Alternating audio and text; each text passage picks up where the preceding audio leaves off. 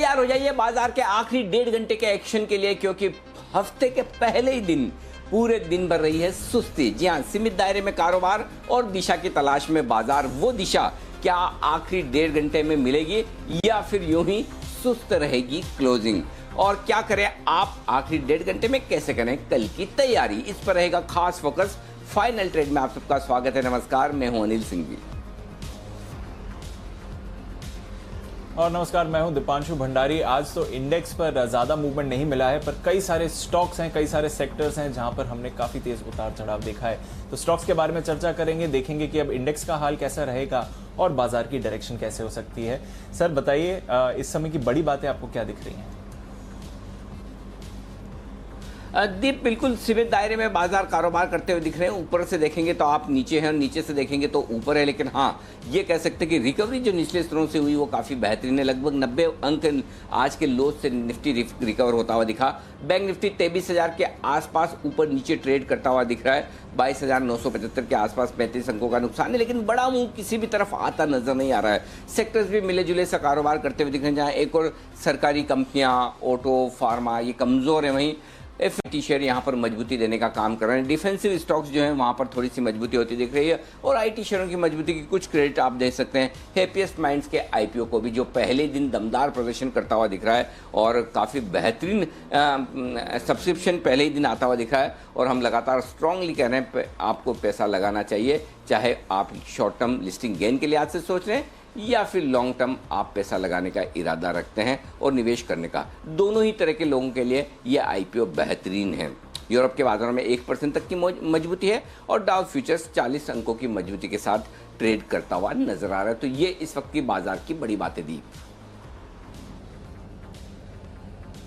बिल्कुल अनिल जी। और अनिल जी, मैं भी आपसे वही पूछना चाहूंगा जो आपने अपने ओपनिंग इंट्रोडक्शन में कहा था कि इंडेक्स पर वैसे थोड़ी सुस्ती है, पर निचले स्तरों से अच्छी रिकवरी रही है। तो इस फाइनल 1.5 घंटे में थोड़ा एक्शन दिखेगा सर इंडेक्स में, या फिर एक वो जो ब्रॉड रेंज आपने सुबह बताई थी वहीं पर हम कन्फाइंड रहेंगे? ऐसा लग रहा है दीप कि किसी भी तरफ बाजार भागने को तैयार नहीं है। हाँ, ये ज़रूर मैं कहूँगा कि बचे हुए समय के लिए शायद 11,300 11,400 ये रेंज रहे, और इस रेंज के किसी एक और बाहर निकले तो 25 से 50 पॉइंट का और मूव हो सकता है। बेसिकली 11,375 से 11,450 ये 75 पॉइंट की रेंज ऐसी है जो बहुत मजबूत रेजिस्टेंस है, और नीचे की तरफ 11,250 से 11,175 एक ऐसी रेंज है 75 अंकों के जो बेहद मजबूत सपोर्ट है। तो आप इस रेंज के किसी एक सिरे तक जा सकते हैं, जो कि सुबह आपने 11,250 देखा। हो सकता है 11,425 तक बाजार एक बार जाने की कोशिश करे ऊपरी स्तरों पर, लेकिन कोई बड़ा मूव आने जैसे आसार फिलहाल दिख नहीं रहे हैं। 2-3 वजह है दीप। पहली चीज तो ये कि देखिए, ग्लोबल मार्केट्स में भी कोई बहुत बड़ा एक्शन हो वो दिख नहीं रहा। आज रात अमेरिका बंद है, छुट्टी है वहाँ लेबर डे के चलते, तो ऐसे में अमेरिकी बाजारों से आपको कोई खास संकेत मिलेंगे नहीं। तीसरी बात है कि एफआईएस की बिकवाली के आंकड़े और घरेलू फंड की बिकवाली के आंकड़े बाजार को ऊपर टिकने नहीं दे रहे हैं। चौथी चीज ये कि मोमेंटम स्ट्रॉन्ग है, ग्लोबल मार्केट्स उतने बुरे हैं नहीं, तो निचले स्तरों से आपको खरीदारी और शॉर्ट कवरिंग भी आती हुई दिख रही है। तो आपके पास संकेत मिले जुले हैं, और इन सब के बीच में पांचवा संकेत जो सबसे अहम है, जिसके बारे में आपको मुझे किसी को पता नहीं, वो चीन के साथ सीमा पर तनाव, वो बढ़ेगा घटेगा कुछ आइडिया नहीं। तो इन सब के बीच में जो भी तरह ट्रेडर्स हैं, चाहे वो तेजी करने वाले हो चाहे मंदी करने वाले हो, वो एग्रेसिव बेट्स नहीं ले पा रहे हैं। वो एकदम मन बनाकर ट्रेड नहीं कर पा रहे हैं, कन्विक्शन से ट्रेड नहीं कर पा रहे हैं कि करे क्या। और जब तक आप ये सोचते हैं कि बाजार एकदम तेजी के मूड में आ रहा है, वहीं से प्रॉफिट बुकिंग शुरू होती है। और जब आप सोचते हैं कि इस बार तो पक्का बाजार ब्रेकडाउन करेगा और नीचे गिरेगा, ये नए लेवल्स की तरफ जाएगा, और वहीं से तुरंत रिकवर करते हैं। तो बेसिकली लोगों ने मन बना लिया कि इसी 100-125 पॉइंट की रेंज में ट्रेड करना है एग्रेसिवली दोनों तरफ। इसी तरह से बैंक निफ्टी में 22,850 23,100 इस रेंज को ट्रेड करने का सोच रखा है लोगों ने। तो मेरे ख्याल से इस रेंज के बाहर कहीं बाहर निकले तो देखेंगे। तो अभी तक तो जो संकेत है, कम से कम ट्रेडिंग स्क्रीन को देखकर नहीं लग रहा है कि बाजार बड़ा मूव देने की तलाश में है आज के लिए। लेकिन थोड़ी देर में मैं आपको डेटा देखकर 2:30 बजे और बताऊंगा कि क्या वाकई में बाजार में बड़ा मूव आ सकता है तो किस तरफ। तब तक एक काम करते हैं, फोकस करते हैं स्टॉक्स पर, और स्टॉक्स पर फोकस करने के लिए क्लोजिंग शो की शुरुआत करते हैं वसीम साहब के साथ। तैयार है आपके लिए वसीम साहब के हसीन शेयर।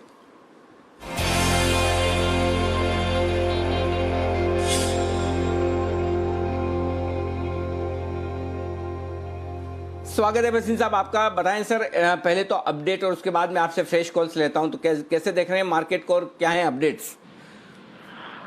तो अनिल जी, आपने सही टिप्पणी की। मार्केट एक रेंज में है और स्टॉक स्पेसिफिक मूवमेंट होएगी और अच्छा जो कंसोलिडेट करे कुछ दिन के लिए, कुछ हफ्तों के लिए। मैंने जैसे आपको कहा कि यहाँ पे बाइंग अपॉर्चुनिटी है, but the volatility is going to be against you. तो आपको जो स्टॉक 11,700 पे अच्छे लग रहे थे वो और सस्ते हो गए, और अब आपको उनका एक पोर्टफोलियो बना के अच्छे शेयरों पे नजर रखिए। अपडेट ये सर, आपको टीसीएस टॉप पिक दिया था, आज देखिए सबसे 3 मंथ हाई पे गया TCS. It has hit a high of 2346, आपको 2280 पे दिलवाया था, तो शॉर्ट टर्म में प्रॉफिट बुक कर सकते हैं। एचडीएफसी मैंने बड़ी जोर से कहा था आपको फ्राइडे के ट्रेड में 1770 और 80 के बीच में, वो आज 1815 है, 1805 है सॉरी, वहां पे आप बने रहिए। आई थिंक 1840 से 50 का टारगेट है। हीरो मोटर सुबह आपको शॉर्ट कराया था 2925-35 में, वो आप बुक कर सकते हैं। 2867 2825 का मेरा टारगेट था। और एक हैवल्स दिलाया था आपको फ्राइडे को, वो भी आज आउट परफॉर्म कर रहा है, तो बने रहिए। अब आप कहें तो 2 बाइज हैं सर, दोनों कंजम्पशन प्लेज हैं, और मुझे लगता है consumption stocks are going to outperform. जी सर, प्लीज बताएं। तो पहला पिक होएगा सर, मेरा फेवरेट जो है गोदरेज कंज्यूमर, 653-55 का भाव है, 645 का स्टॉप लॉस रखिए, 685 to 690 का टारगेट।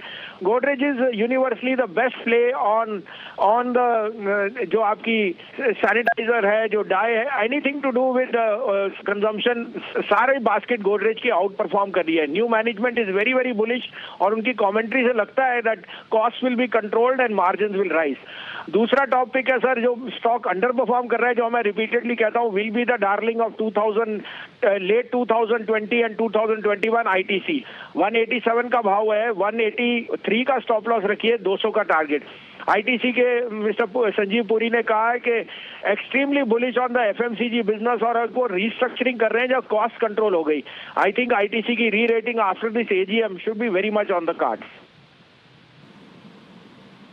परफेक्ट। तो ये है आपके लिए खरीदारी करने की राय। 2 कंजम्पशन से जुड़े स्टॉक्स में गोदरेज सीपी और आईटीसी दोनों ही शेयर आप कर सकते हैं खरीदारी। ये है राय आपके लिए वसीम साहब की तरफ से। बहुत बहुत शुक्रिया सर आपका वक्त निकालने के लिए, बेहतरीन पिक्स देने के लिए। 2:50 पर वसीम साहब हमारे साथ फिर से जुड़ेंगे, लेंगे उनके कुछ और बेहतरीन पिक्स भी। आइए तब तक एक अपडेट वागले साहब देना चाहते हैं, और वागले साहब से अपडेट लेने के बाद हम चलेंगे इवेंट्स की ओर। वागले साहब बताएं सर, कौन सा स्टॉक है जिस पर अपडेट आप देना चाहते हैं? Anil ji good afternoon, Deepanshu good afternoon. मैंने मुथूट पे जो व्यू दिया था उसमें मैं अपडेट देना चाहता हूँ। मेरे हिसाब से मैंने ये कहा था 1100 के नीचे मैं ज़्यादा कंफर्टेबल हूँ बेचने के लिए। शायद आपने 1103 1105 में ही बेचने की राय दी थी। हमने हमारे क्लाइंट्स को 95 96 ये लेवल पे बेचने की राय दी है। मेरा 1070 का टारगेट है जो शायद आज ही आ सकता है, और हमारा अभी का रिवाइज स्टॉप लॉस 1102 1103 है। ये 1100 के ऊपर अभी जाना ही नहीं चाहिए। ऑन द डाउन साइड कम से कम 20 रुपए मिलने चाहिए यहाँ से। ओके, तो हमने जो बिकवाली की राय दी थी वो 1108 1110 की रेंज में दी थी, और 1130 का आपके लिए स्टॉप लॉस था। मेरा पहला टारगेट 1095 का था, वो हासिल हुआ। अब आप अपना स्टॉप लॉस रिवाइज करके 1110 पर ले आए अगर आपने मेरी राय से किया है, और अब आप वागले साहब की राय से किया तो 1100 का स्टॉप लॉस रख ले, क्योंकि बात साफ है वागले साहब बहुत एग्रेसिव कॉल्स देते हैं, और वागले साहब के टारगेट्स होते हैं छोटे, टारगेट्स होते हैं बड़े और स्टॉप लॉस होते हैं छोटे। वो उनकी स्टाइल है। मैं थोड़ा कंजर्वेटिव आदमी हूँ, तो 1110 का स्टॉप लॉस कर ले। 1075 का मेरा टारगेट है, वागले साहब का टारगेट 1070 का है, और फाइनल टारगेट अगर बाजार ने साथ दिया तो 1055 तक का आ सकता है। ये हमने आज के 2000 में जो आपको राय दी थी बेचने की मुथूट फाइनेंस, उसका पहला टारगेट हासिल हुआ। Target hit, sign seal delivered, enjoy your life. Market वहीं पर है, लेकिन स्टॉक एक्शन में आता हुआ दिख रहा है। न सिर्फ ये, बल्कि मनापुरम भी देखिए, मनापुरम भी 3% नीचे आता हुआ दिख रहा है। तो मनापुरम में भी आपने देख लिया कि किस तरह से एक्शन होता हुआ दिख रहा है। आइए आगे बढ़ते हैं, और अब आपके लिए बीटीएसटी कॉल्स आने को तैयार है, और सचिन जी अपना पहला बीटीएसटी कॉल्स आज का देने को तैयार है। आइए सचिन के लिए बिगुल।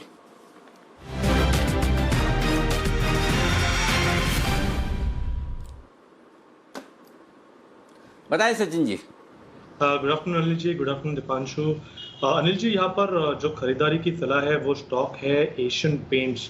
इस पर्टिकुलर स्टॉक को हमने फ्राइडे के सेशन में भी कवर किया था on the long side by bull call spread, and मुझे लग रहा है कहीं जाकर जिस तरीके से अभी प्राइस एक्शन बन रही है तो कन्विक्शन और हाई हो रहा है कि नए लेवल्स और फ्रेश न्यू हाईज यहाँ पर लगाना चाहिए काउंटर। सो जिस तरीके से सेटअप है यहाँ पे 1970 के स्टॉप लॉस से खरीदारी करनी चाहिए। ओवरऑल एक्सपेक्टेशन वही है कि अराउंड 2050 तक ये पर्टिकुलर मूव एक्सटेंड होनी चाहिए। सो उसी लिहाज से ये पोजीशन आपको मेंटेन करनी है। इंट्राडे के लिहाज से मुझे लग रहा है अराउंड 2010 तक भी ये मूव एक्सटेंड होनी चाहिए अगले कुछ घंटों में। सो जिस तरीके से सेटअप एक फ्रेश ब्रेकआउट हुआ है काउंटर में, जिसको कैपिटलाइज करना चाहिए। फ्यूचर्स में स्टॉप लॉस लगाना है अभी यहाँ से 1970 का। फर्स्ट टारगेट होगा 2010 का, बट पोजिशनल टारगेट इंटैक्ट होगा 2050 तक का।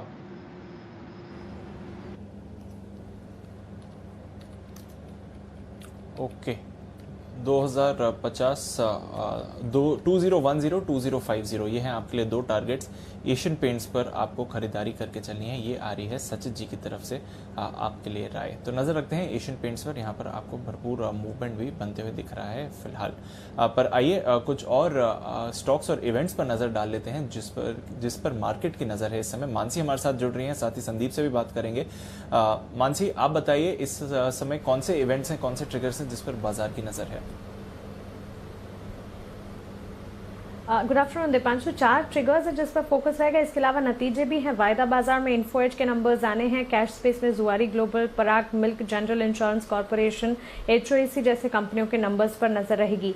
हैप्पीएस्ट माइंड टेक्नोलॉजीज का IPO आज से खुल चुका है। आज से लेकर 9 सितंबर तक यानी कि बुधवार तक ये इंपॉर्टेंट इवेंट है। EIH की राइट्स शेयर जारी करने पर बोर्ड बैठक होने जा रही है। आज दोपहर 2:30 बजे मौसम विभाग की एक प्रेस कॉन्फ्रेंस भी होगी, इस पर भी नजर रहेगी। और साथ ही अमेरिकी बाजार लेबर डे के चलते आज बंद रहने वाले हैं। कल की अगर बात करें, मिंडा इंडस्ट्रीज का राइट्स इश्यू बंद होने जा रहा है। साथ ही शेविएट 8 सितंबर यानी कि कल ही के दिन बायबैक पर बोर्ड बैठक होने जा रही है। प्रधानमंत्री Modi first world solar technology summit को कल संबोधित करेंगे। और साथ ही वोडाफोन आइडिया ट्राई के कारण बताओ नोटिस पर जवाब देने की कल डेडलाइन है। यूरोपियन यूनियन और यूके के बीच ब्रेक्सिट ट्रेड डील पर बातचीत कल होने की संभावना है, इस पर भी नजर रहेगी। और बुधवार के दिन यानी कि 9 सितंबर के दिन हैप्पीएस्ट माइंड टेक्नोलॉजीज का IPO बंद हो जाएगा। रूट मोबाइल का IPO खुलने जा रहा है। प्राइस बैंड 340 से 350 रुपए तय की गई है। वहीं दिल्ली में ट्रायल बेसिस पर बार और पब्स भी खोले जाएंगे। अनुमान ये है कि यहाँ पर ट्रायल बेसिस पर 30 तारीख तक ये बार और पब खुले रहेंगे। और एक बार यहाँ पर चेक किया जाएगा कि यहाँ पर किस तरह से अब देखने को मिलता है फिर रुझान। 9 सितंबर को एसेट मोनेटाइजेशन पर कोर ग्रुप की बैठक होगी। साथ ही एक्सावेयर डीलिस्टिंग के लिए ओपन ऑफर 9 सितंबर के दिन खुलने जा रहा है। ओके, तो ये हैं कुछ अहम इवेंट्स आज से बुधवार तक जहां पर आपको नजर रखनी चाहिए। आइए देख लेते हैं कौन से स्टॉक्स हैं जो खबरों के दम पर एक्शन में आए हैं आज बाजार खुलने के बाद। संदीप हमारे साथ तैयार हैं। Good afternoon Sandeep. Good afternoon Deepanshu. सबसे पहले कुछ ऑर्डर विन की खबरें हैं। L&T कंस्ट्रक्शन को बड़े ऑर्डर हाथ लगे हैं, 2,500 से 5,000 करोड़ तक के। पावर ट्रांसमिशन और डिस्ट्रीब्यूशन कारोबार को ये ऑर्डर मिले, लेकिन स्टॉक एक्साइटेड नहीं है। 1% से ज्यादा की गिरावट आपको नजर आएगी। वोडाफोन आइडिया, इन्होंने आज VI यानी कि V के नाम से अपने जो कारोबार है उसे रीब्रांड किया है। और कंपनी ने कहा है कि जो 4G कारोबार है उसमें निवेश आगे भी जारी रहता हुआ दिखेगा। और ये जो नया ब्रांड इन्होंने लॉन्च किया है, और ब्रांड से ग्राहकों का भरोसा और कहीं ना कहीं बढ़ता हुआ दिखेगा। तो वोडाफोन आइडिया का स्टॉक आज फोकस में है। इसके अलावा मन इंडस्ट्रीज, इनको 370 करोड़ रुपए का ऑर्डर हाथ लगा है। IHB से ये ऑर्डर हाथ लगा है जो कि जॉइंट वेंचर है तीनों OMCs का। स्टॉक आप देखिए पॉजिटिवली रिएक्ट करता हुआ दिख भी रहा है। एलेम्बिक फार्मा, इनका एक इंजेक्शन है जिसका ब्लड प्रेशर के इलाज में इस्तेमाल होता है, उसको US FDA से सैद्धांतिक मंजूरी मिली है, उस वजह से स्टॉक फोकस में है। स्टील स्ट्रिप व्हील्स, इनको US और यूरोप से करीब $96,000 के ऑर्डर हाथ लगते हुए दिखे हैं। 12,000 व्हील्स के लिए ये एक्सपोर्ट के ऑर्डर मिले हैं। स्टॉक आप देखिए लोअर लेवल से अच्छा खासा रिकवर हुआ है। वाटेक वबाग, इनके आप देखिए $4.8 करोड़ यानी कि इंडियन करेंसी में करीब 350 करोड़ रुपए के आसपास का ऑर्डर मिला है। सीवेज ट्रीटमेंट के लिए ऑर्डर हाथ लगे हैं, लेकिन स्टॉक में आपको गिरावट नजर आएगी। स्पाइसजेट, यहाँ पे खराब खबर आई है कि दिल्ली हाईकोर्ट से इनको 243 करोड़ रुपए का भुगतान करने का निर्देश दिया गया है। करुणानिधि मारन को दरअसल ये भुगतान करने का आदेश दिया गया और 6 हफ्ते के अंदर उनको ये जो रकम है ये जमा करनी होगी। आर्बिट्रेशन अवार्ड के तौर पर रकम भुगतान का ये आदेश कंपनी के ऊपर आया। और स्टॉक आप देखिए जैसे ही फैसला आया तो उसके बाद नेगेटिवली रिएक्ट करता हुआ दिखा। ब्लॉक डील्स में आप देखें भारतीय इन्फोटेल आज का स्ट्रॉन्ग परफॉर्मर है, करीब 10.5 लाख शेयरों का सौदा हुआ 224 रुपए 25 पैसे पर। SBI में करीब 14.25 लाख शेयर ट्रेड हुए हैं, 207 रुपए 20 पैसे ये भाव है। और टाटा मोटर्स में 21.25 लाख शेयरों का ट्रेड हुआ है, 149 रुपीज ये भाव है जिस पर ये ब्लॉक्स होते हुए दिखे हैं। ओके, तो ये है वो तमाम खबरों वाले शेयर जहां पर एक्शन हुआ है आज दिन के दौरान। एक्शन बढ़ता हुआ नजर आ रहा है, बैक टू बैक आपके लिए आते हुए दिख रहे हैं, एक के बाद एक कॉल। सुमित का सुपर हिट सबसे पहले तैयार।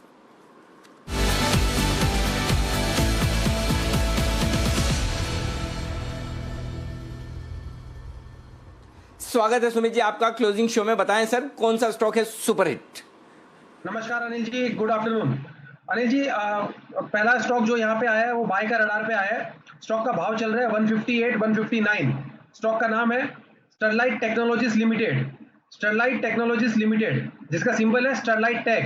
स्टॉक के अंदर क्लास वॉल्यूम है, 20 लाख प्लस शेयर्स का वॉल्यूम देखने को मिल रहा है। स्टॉक के अंदर मेरे को लग रहा है ब्रेकआउट है। लास्ट 3 दिनों के हाई टूटे हैं और जिस तरह का कैंडल फॉर्म हो रहा है और जो प्राइस एक्शन देखने को मिल रहा है वॉल्यूम्स के साथ, उसको देखते हुए लगता है कि स्टॉक यहाँ से इसी हफ्ते में एक अच्छा अपसाइड मूव दिखाने को तैयार है, जिसके अंदर 170 से लेके 175 रुपए तक का अपसाइड मूव स्टरलाइट टेक के अंदर देखने को मिल सकता है। तो लॉन्ग पोजीशंस इनिशिएट करें। नीचे में जो स्टॉक का सपोर्ट है 147, 148 के आसपास है, वो स्टॉप लॉस लगाए। ऊपर में 170 रुपए से लेके 175 रुपए तक का अपसाइड मूव स्टरलाइट टेक में देखने को मिल सकता है। ओके, तो ये है आपके लिए खरीदारी करने की राय स्टरलाइट टेक्नोलॉजी में। स्टॉक तेज दौड़ लगाता हुआ आज के सेशन में मजबूती के साथ दिन के हाई पॉइंट के आसपास इस वक्त है। ये सुमित जी की तरफ से आपके लिए कॉल और स्टॉप लॉस लगा लीजिएगा 148 पर, और ऊपर के टारगेट 170, 175 के आपको आते हुए दिखेंगे इस बीच। लेकिन एशियन पेंट्स में ऊपर का टारगेट जल्दी ही आता हुआ दिखा है। जो रिकमेंड किया था 2010 के टारगेट के लिए सचिन जी ने अभी शो की शुरुआत में 2010 फ्यूचर्स में इस वक्त नजर आ रहा है। सचिन जी जरा बताएं कि 2010 में जो हासिल हो गया, क्या यहीं पर प्रॉफिट बुक कर लें या स्टॉप लॉस ट्रेल करना है 2050 के अगले टारगेट के लिए? देखिए अनिल जी, मुझे लग रहा है जिस तरीके से स्ट्रक्चर है यहाँ पर क्लियरली कन्विक्शन हाई हो रहा है। जिस तरीके से ये 2000 लेवल ब्रेक हो रही है, सो यहाँ पर डेफिनेटली उनको पोजीशन शॉर्ट टर्म के लिहाज से होल्ड करनी चाहिए। इनफैक्ट एक ट्रेलिंग स्टॉप लॉस मैकेनिज्म से होल्ड करने में कोई हर्ज नहीं है। 2050 के लक्ष्य मुझे जल्दी आते हुए नजर आ रहे हैं। सो जिस तरीके से स्ट्रक्चर है, थोड़ा सा ट्रेलिंग स्टॉप लॉस मुझे लग रहा है 1980, 85 के आसपास भी रखेंगे ऑन अ क्लोजिंग बेसिस, तो हेल्दी होगा। बट जिस तरीके से ये ब्रेकआउट है, डेफिनेटली यहाँ पर ये पर्टिकुलर पोजीशन राइड करनी चाहिए। ओके, तो ये है आपके लिए राय एशियन पेंट्स पर। और एशियन पेंट्स की बधाई बंसल जी को भी जाएगी। आज पिक ऑफ द डे के तौर पर बंसल जी ने 2015 के टारगेट दिए थे। बंसल जी का भी टारगेट हासिल, साइन सील डिलीवर्ड। 2015 की जगह 2011 हुआ है। 4 रुपए में ग्रेस मार्क के तौर पर दे रहा हूं। आजकल आप समझ गए होंगे 4 रुपए की वैल्यू 1 रुपए से 4 गुना ज्यादा होती है। बंसल जी भी समझ गए, बंसल जी तो दिल्ली वाले हैं, जल्दी से समझ गए होंगे। बंसल जी, 1 रुपए से 4 गुना वैल्यू होती है 4 रुपए की, समझ तो गए होंगे आप?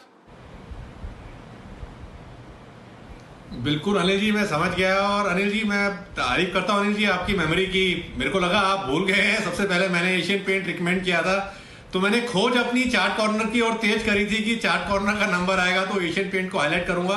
बट आपने अनिल जी खुद ही याद रखा, और ग्रेस मार्क्स के लिए अनिल जी बहुत बहुत धन्यवाद। बिल्कुल, और ग्रेस मार्क आपको देने की जरूरत नहीं पड़ेगी, और उस स्टॉक का नाम है ग्रेस ही, ग्रेन्यूल्स। एल्गोपिक आपकी कल की शुक्रवार की कमाल करती हुई दिखिए। सारे टारगेट्स हासिल हो चुके हैं। बंसल जी, प्रॉफिट बुक कर लिया जाए वहां पर? बिल्कुल अनिल जी, प्रॉफिट बुक कर लिया जाए और वेट करा जाए। दूसरा एल्गो अनिल जी रडार पर है, वो भी 2-3 मिनट में, 5 मिनट में आएगा, तो ग्रेन्यूल से निकले और दूसरे एल्गो की तैयारी के लिए उसकी वेट करें अनिल जी। चलिए, जगह बना कर रखें, ये कह रहे हैं बंसल जी। एक और आपके लिए एल्गो ट्रेड आने की तैयारी में। तब तक चलते हैं आशु मदान साहब के पास। चलिए, स्विंग के सुल्तान आशु मदान आपके साथ हैं।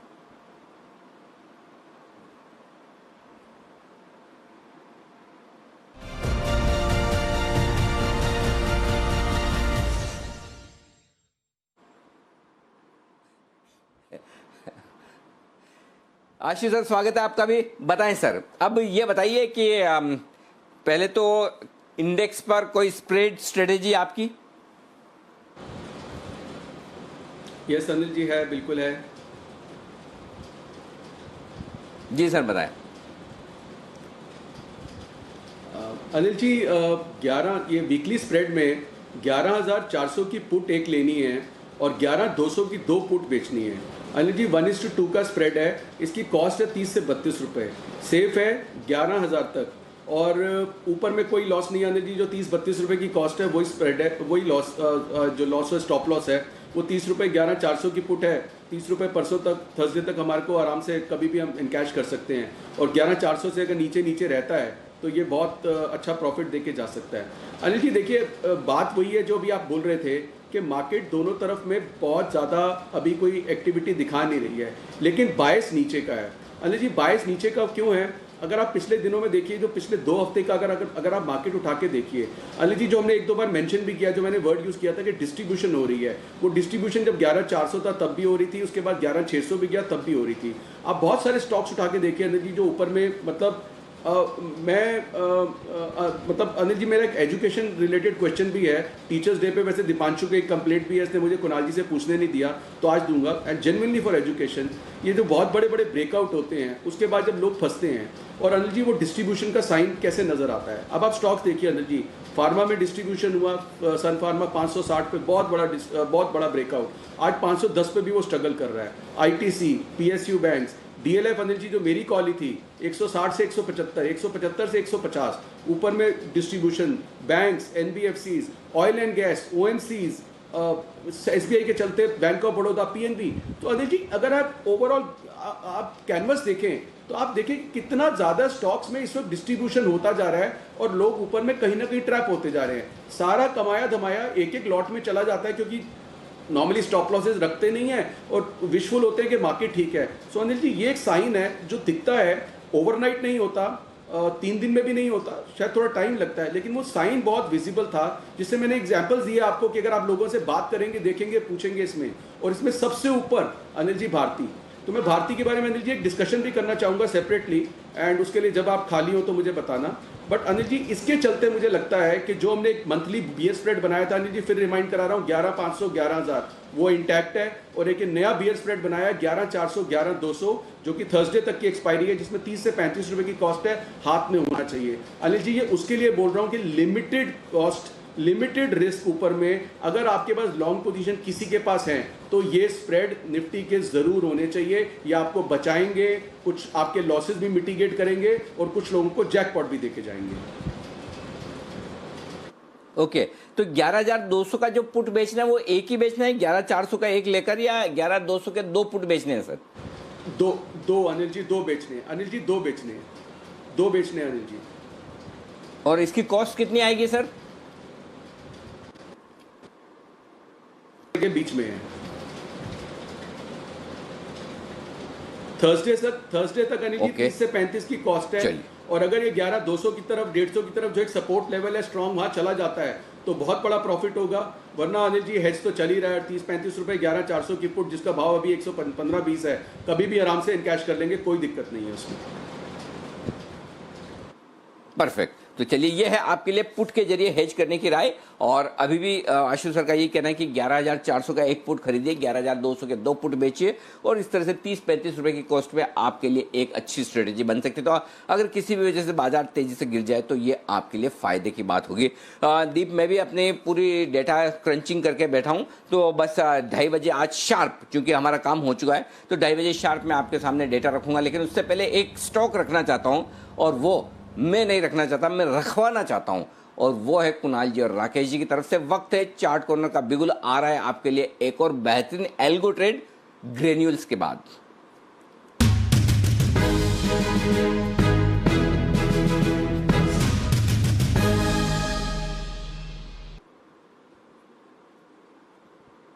बनाए सर।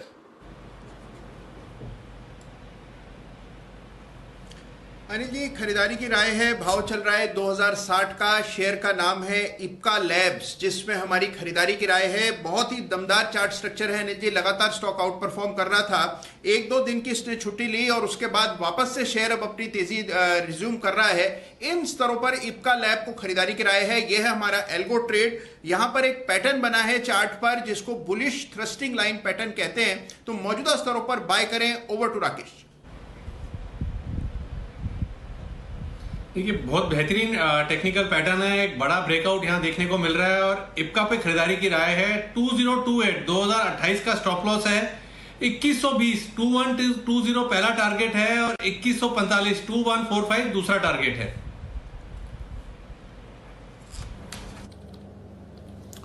ओके, तो ग्रैन्यूल्स के सुपरहिट कॉल के बाद अब इप्का लैब्स ये है अगला स्टॉक जहां पर आपको नजर रखनी चाहिए, और हम देख भी रहे हैं कि वहां पर भरपूर एक्शन आते हुए दिख रहा है। अगला जो एल्गो ट्रेड है राकेश जी गुनाल जी की तरफ से, पर कई सारे और स्टॉक्स हैं जहां पर आप बढ़िया मूवमेंट देख रहे हैं। किरण जी, आज वैसे तो एफएमसीजी और कंजम्पशन स्पेस में थोड़ी तेजी बनती हुई दिख रही है, बट टाटा कंज्यूमर यहां पर एक बड़ा ब्रेकडाउन आया है सर, 4.5% नीचे है स्टॉक, फिलहाल 550 के नीचे भी फिसला है। यहां पर क्या चल रहा है, कोई ट्रेड होगा? देखिए, 2 दिन पहले एक फेकआउट देखने को मिला और उसके बाद हम 550 की जो इम्पोर्टेंट सपोर्ट थी वो भी तोड़ते नजर आ रहे हैं। थोड़ा सा लॉन्ग स्ट्रैप हो चुके हैं, तो लॉन्ग अनवाइंडिंग देखने को मिल रही है। मुझे लगता है कि और एक थोड़ी सी गिरावट देखने को मिल जानी चाहिए 536 के आसपास, तो उधर एक अच्छा सपोर्ट है, उधर सपोर्ट लेना चाहिए। अभी लेता है या नहीं थोड़ा सा देखने की बात है, पर मेरा मानना है कि 3630 के आसपास एक अच्छा सपोर्ट मिल जाएगा और उधर वापस एक बार यू टर्न लेता नजर आएगा। पर लॉन्ग स्ट्रैप हो चुके इस काउंटर में, परसों थर्सडे के जो ब्रेकआउट आया था उसमें लॉन्ग्स फंसे हुए हैं। बिल्कुल, तो ब्रेकआउट के बाद लॉन्ग्स अटक गए हैं और अब देख रहे हैं कि वहां पर आपको प्रेशर भी आते हुए दिख रहा है। चलिए नजर रखेंगे उस स्टॉक पर। तब तक इन्फो एज की बात कर लेते हैं, इसके नतीजे पर नजर है, कैसे रहेंगे नतीजे, कुशल बताने के लिए तैयार हैं। बताएं कुशल। बिल्कुल दीपांशु, तो देखिए नंबर्स जो हैं वो तो कमज़ोर साइड पर ही संकेत दे रहे हैं। इनफैक्ट यहाँ पर इनकी जो आय है वो करीब 32% गिर सकती है, क्योंकि इनका जो हायरिंग और रियल एस्टेट ऑनलाइन पोर्टल्स हैं वहाँ पर उनकी जो कलेक्शंस है वो 22 से 31% तक गिर सकते हैं। और ये मैं स्टैंडअलोन आधार पर जो क्वार्टर ऑन क्वार्टर नंबर्स है उसकी बात कर रहा हूँ। और इसी वजह से ही आप देखिए इनकी जो ऑपरेटिंग मार्जिन है वो भी करीब 30% से घटकर 18.5% पर आ सकती है, और उसका जो इम्पैक्ट है वो आपको इनके प्रॉफिट पर भी आता हुआ नजर आएगा। जो एडजस्टेड बेसिस पर मुनाफा है वो करीब 53% घटकर अब केवल 37 करोड़ जो है हम एक्सपेक्टेशंस कर चल रहे हैं। अब देखना ये इंपॉर्टेंट होगा कि जोमैटो को लेकर इनका क्या कमेंट्री रहती है, क्योंकि जिस हिसाब से लॉकडाउन के दौरान जो है ओवरऑल सेल्स इनकी रेवेन्यू जो है ग्रोथ की थी, इनकी करीब 25% हिस्सेदारी है उसमें, और आगे के लिए क्या आउटलुक है ये देखना बेहद इंपॉर्टेंट होगा। आगे का आउटलुक देखना बेहद इंपॉर्टेंट रहेगा, तो नजर रखते हैं जहां तक इन्फो एज का सवाल है। सचिन जी, नया रिकॉर्ड बनाने के बाद स्टॉक ने थोड़ा कंसोलिडेट करा है, पर 3300 के लेवल्स पर आपको कैसा लगता है इन्फो एज? ठीक, मुझे लग रहा है यहाँ पर होल्ड करना चाहिए। इनफैक्ट जिस तरीके से स्ट्रक्चर है यहाँ पर बिल्कुल भी नेगेटिव डाइवर्जेंस या नेगेटिव साइन नहीं है। अगर आप इसका वीकली आरएसआई भी देखें तो पिछले 4 हफ्तों से जरूर स्टॉक कंसोलिडेट हो रहा है, बट अभी भी उसका वीकली आरएसआई 64 के ऊपर गया नहीं है। तो मुझे लग रहा है यहाँ पर अभी तक उसने जो ओवरबॉट काइंड ऑफ स्टेट होती है वो अभी तक हिट नहीं की है। तो डेफिनेटली इसको एक अपॉर्चुनिटी की तरह ही देखना चाहिए। जहाँ तक स्ट्रक्चर का सवाल है, मुझे लग रहा है 3180 काफ़ी इंपॉर्टेंट लेवल है। जब तक वो पर्टिकुलर लेवल वायलेट नहीं होता, मुझे लग रहा है जो हायर टॉप 5 एटम सीक्वेंस है वो कंटिन्यू रहनी चाहिए। थोड़ा सा कंसोलिडेशन, बट मुझे लग रहा है कंसोलिडेशन के बाद वापस एक बार अप मूव रेज्यूम होनी चाहिए। इस तरीके से ओवरऑल इसकी प्राइस डेवलपमेंट अभी तक रही है, तो डेफिनेटली होल्ड करके रखना चाहिए। डिक्लाइंस मिल रहे हैं तो उसे एक अपॉर्चुनिटी की तरह देखना चाहिए। 3180 के स्टॉप लॉस के साथ बने रहने की सलाह होगी। ओके, तो यह है इन्फो एज। नतीजों से पहले थोड़ा सुस्ती के साथ, हल्की कमजोरी के साथ करता कारोबार। आइए एक बार आशुष सर से भारतीय एयरटेल पर सवाल लें। आशुष सर, भारतीय एयरटेल पे आपकी स्ट्रेटेजी और साथ ही नया नाम वोडाफोन आइडिया को जो मिला VI, आप और हम, वी मतलब वो WEV वाले नहीं, खाली वी रखा है, लेकिन मैंने इसको और आगे कर दिया, आप और हम, VI। बताएं सर, इस नया नाम के बाद शेयर में कुछ और आपको नयापन दिख रहा है, खरीदना चाहते हैं, भारतीय एयरटेल पे क्या करना है, दोनों स्टॉक पर राय दे दें।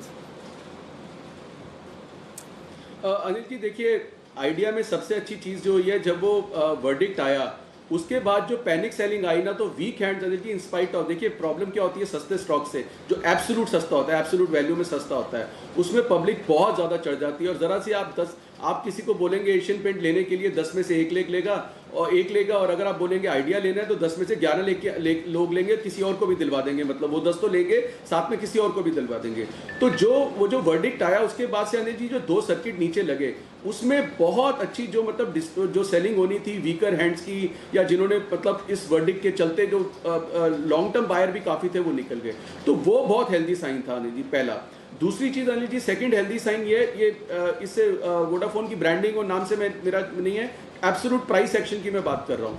जो पिछली बार जब ये एक मूव आई थी ना जी, तो 11 रुपए के आसपास में जो फ्रेश बायर थे जिन्होंने नया लिया था लेन, वो फंसे थे। उसके बाद 8.5 घूम रहा था। अब अनिल जी 12.5 का भाव है, सबको मतलब ऑल सेलर सेटिस्फाइड वाला रेट है। तो अनिल जी ये स्टॉक ना डेफिनेटली स्ट्रेंथ दिखा रहा है, और इसमें मतलब ये ब्रांड नो ब्रांड से कोई मतलब नहीं है। ये अगर डिप पे आए तो बिल्कुल लेना चाहिए। अब मुझे लगता है कि अनिल जी इसमें नीचे का घर पैग हो गया है और धीरे धीरे ऊपर के घर हैं जो खुल रहे हैं। तो मेरे लिए ये मतलब पहले भी मैं राकेश जी के साथ था इस स्टॉक में, और अब तो मतलब जो प्राइस एक्शन दिखाया है मैं तो बिल्कुल साथ हूँ। तो इसलिए मतलब चाहे वो आइडिया रहता है या तो प्योरली प्राइस एक्शन दिखा रहा है कि अब ये मतलब स्ट्रेंथ आ गई है स्टॉक के अंदर अनिल जी।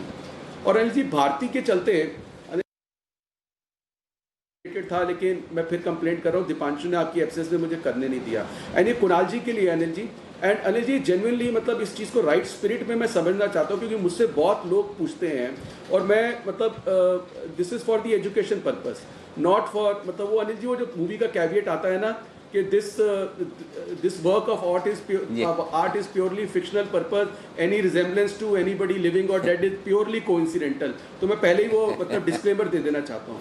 मैं अनिल जी पूछना चाहता हूँ कि 500 ठीक है अनिल जी 555 पे भारती जब गया, सबको बाइंग दिखती है, सबको लगता है ब्रेकआउट हो गया, नया हो गया, जो 580 पे भी हुआ था।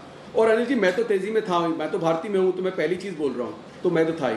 तो अनिल जी हमने एक स्प्रेड बनाया था 520 560, आपको ध्यान हो 600 तक सेफ है कि 520 से 600 530 40 50 60 70 600 कहीं बंद होगा, और नीचे में पूरी तरह सेफ हूँ। और आज अनिल जी भारती 40 रुपये नीचे है वहाँ से 560 से, तो स्प्रेड में 6 रुपये का प्रॉफिट है।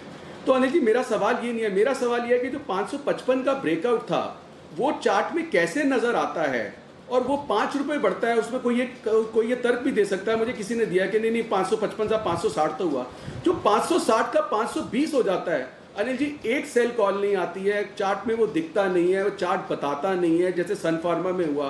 तो अनिल जी मेरा क्वेश्चन मतलब purely because of the spirit, क्योंकि मैंने पहले वो कैविएट दे दिया है कि कुणाल जी से है कि मुझसे बहुत लोग पूछते हैं कि वो चार्ट वो 5 रुपए वाला दिखाया, सबको दिखा, 40 रुपए नीचे आ गया, और पिछले 4 दिन से सब शांति बैठी हुई है। तो कुणाल जी जो पूरे चार्ट्स के अंगरक्षक हैं, संरक्षक हैं, जो हिंदी के वर्ड वो अच्छे बोलते हैं। तो अभी और अनिल जी मैंने भी मंदी की तो कॉल नहीं दी, पहले मैं अपना इसका जवाब मैं देता हूँ। जी इसका जवाब मैं देता हूँ। एक मिनट आशु जी, इसका जवाब मैं देता हूँ। पहली चीज तो जो दीप ने किया वो ठीक ही किया। दीप की जगह मैं होता तो मैं भी यही करता। दूसरी बात, आज शाम को आप दोनों को एक लाइफ लाइन यूज करनी है, कुणाल जी को और आपको, और आपस में वार्तालाप करना है और ये डिसाइड करना है कि ऐसा क्यों हुआ। और जब आप दोनों मिलकर एक राय पर आ जाए तो कृपया हमारा भी ज्ञानवर्धन करें, हमें भी कुछ फायदा होगा। बाकी तो देखिए एक चीज बहुत साफ है जो मैंने अब तक सीखी है 25 साल में, वो ये कि गिरते भाव में फंडामेंटल एक्सपर्ट को शेयर पसंद आएगा और बढ़ते भाव में टेक्निकल एक्सपर्ट को पसंद आएगा। वो तो सीधी बात है, जिसको फंडामेंटली निवेश करना है उसको तो जितना भाव खराब होगा उतना अच्छा लगेगा। और एक मिनट भी इस चर्चा को मैं इसीलिए यहीं पर विराम दे रहा हूं, नहीं तो क्या ये तर्क वितर्क दोनों तरफ से चलते रहेंगे, ये नेवर एंडिंग है। तो इसलिए आप फोन अ फ्रेंड करें, लाइफ लाइन यूज करें, कुणाल जी और राकेश जी, कुणाल जी और आशु जी। और अगर वैसे तो ऐसा लगता नहीं मुझे कि आप दोनों एक राय पर आ पाएंगे, लेकिन अगर आ जाएं तो हमें जरूर बताएं। आइए दीप आगे बढ़ते हैं 2:30 बजे की स्ट्रेटेजी पर। बिल्कुल अनिल जी, बिगुल बजाते हैं 2:30 बजे की स्ट्रैटेजी के लिए।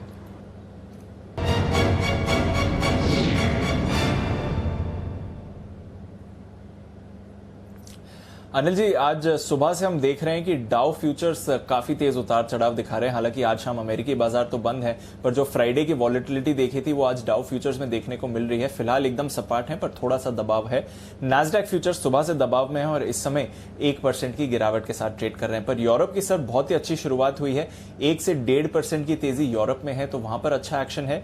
एशिया थोड़ा कमजोर जरूर था सर, चाइना ऑलमोस्ट 2% गिरा, हांगकांग भी और जापान दोनों 0.5% नीचे थे। तो एशिया कमजोर, यूरोप मजबूत और डाउ फ्यूचर्स फ्लैट सर, ये हैं ग्लोबल क्यूज।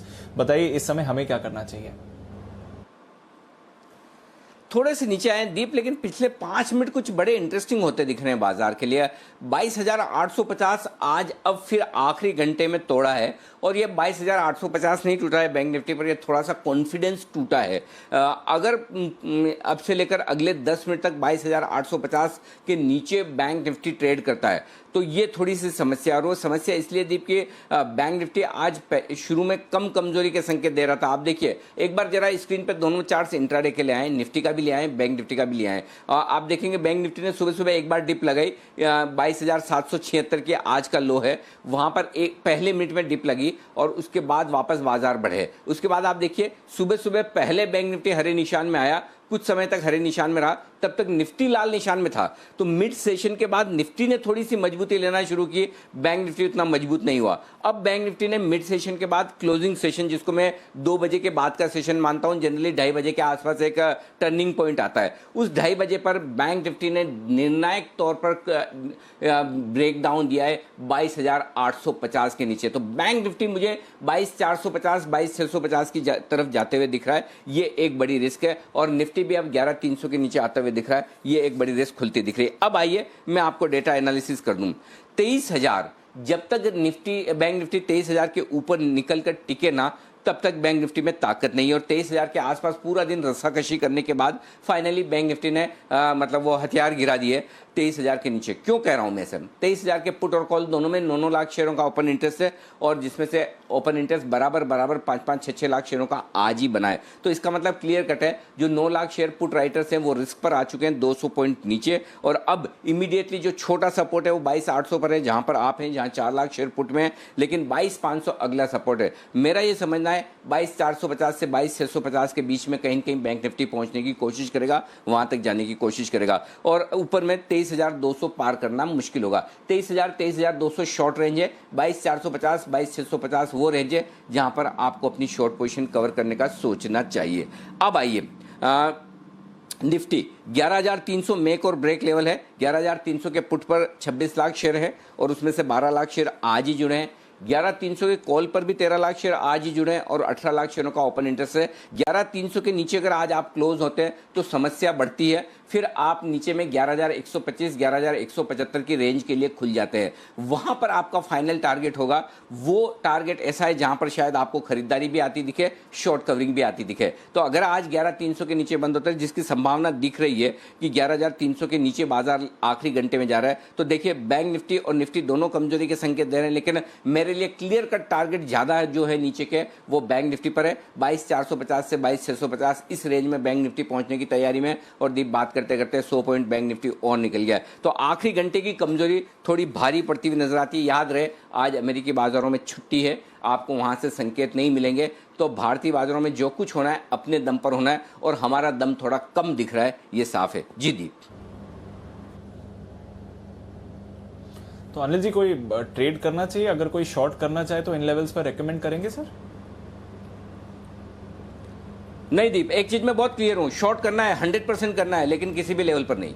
मैं बहुत क्लियर हूं, लेने और बेचने दोनों के लिए। देखिए ये मार्केट बहुत साफ आपको बता रहा है, पूरे दिन में पहली बार निर्णायक ब्रेकडाउन दिया है बैंक निफ्टी ने, जिसमें आपको कॉन्फिडेंस आए कि हाँ लेवल तोड़ा है। लेकिन इसका मतलब ये नहीं कि आप किसी भी लेवल पर शॉर्ट करें, बीच बीच में मौके देगा आपको, और उस उछाल में फिर से बेचना है। ये उछाल में क्या 22,850 पे बेच सकते हैं या 23,000 पर? 23,000 मिले तो कहने ही क्या, बहुत बढ़िया। आप कितने एग्रेसिव ट्रेडर हैं ये उस पर डिपेंड करेगा। बहुत एग्रेसिव है 22,850 पे बेचिए, कम एग्रेसिव है 23,000 का इंतजार कीजिए, और 23,100 के लिए थोड़ा और रखिए, वो ज्यादा बेहतर तरीका होगा। या एक लॉट तीनों लेवल पर बेचे, लेकिन किसी भी लेवल पर बेचना जी नहीं, बिल्कुल नहीं।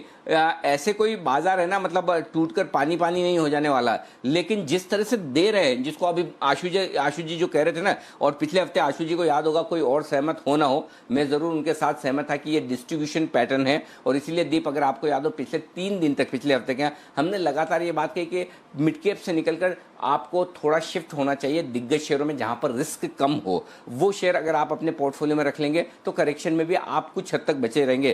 कैश में आ जाए तो कहना ही क्या, पुट खरीद लें या शॉर्ट कर लें तो और भी अच्छी बात है, लेकिन अगर लॉन्ग पोजीशन है तो हेज रहें या फिर दिग्गजों में रहे, अपनी अपनी चॉइस है। देखिए ऐसा भी नहीं कि कोई बाजार इतना खराब हो जाने वाला है कि एक दिन की कमजोरी से बहुत डरने घबराने की जरूरत है, लेकिन आपके पास तेजी करने के लिए वो सारे ट्रिगर्स और वो सारे कारण और वो सारे कॉन्फिडेंस नहीं कि आप अनाप शनाप वैसा खरीदें जैसा अगस्त के महीने में खरीदते थे। अगस्त के महीने में और सितंबर के महीने में ये थोड़ा फर्क तो है ना कि हम थोड़े अभी सावधान हैं, उस समय हम कॉन्फिडेंट थे मूड माहौल के हिसाब से, ग्लोबल मार्केट्स के हिसाब से, एफआईज के डेटा के हिसाब से, जैसा मार्केट है वैसा बिहेव करेंगे। और मार्केट अभी थोड़ा सा सावधानी वाला है तो सावधानी रखने में हर्ज क्या है। तो अभी आपका जो सवाल है बेचना है, 100% बेचना है, लेकिन किसी भी दाम पर नहीं। आपको याद होगा हम अभी भी यही बात कर रहे थे 11,375 से बेचना शुरू करना चाहिए, आज का हाई 11,373 है।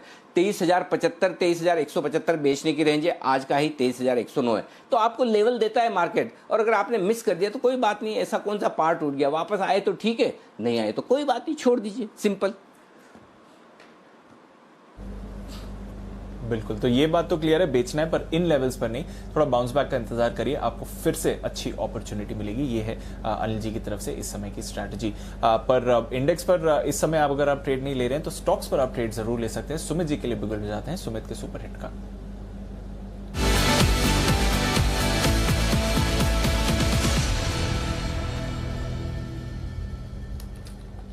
बताएं सुमित जी। दीपांशु, मेरे पास बाय का स्टॉक रडार पर आया है। स्टॉक का भाव चल रहा है 60 रुपए 80 पैसा 61 रुपया।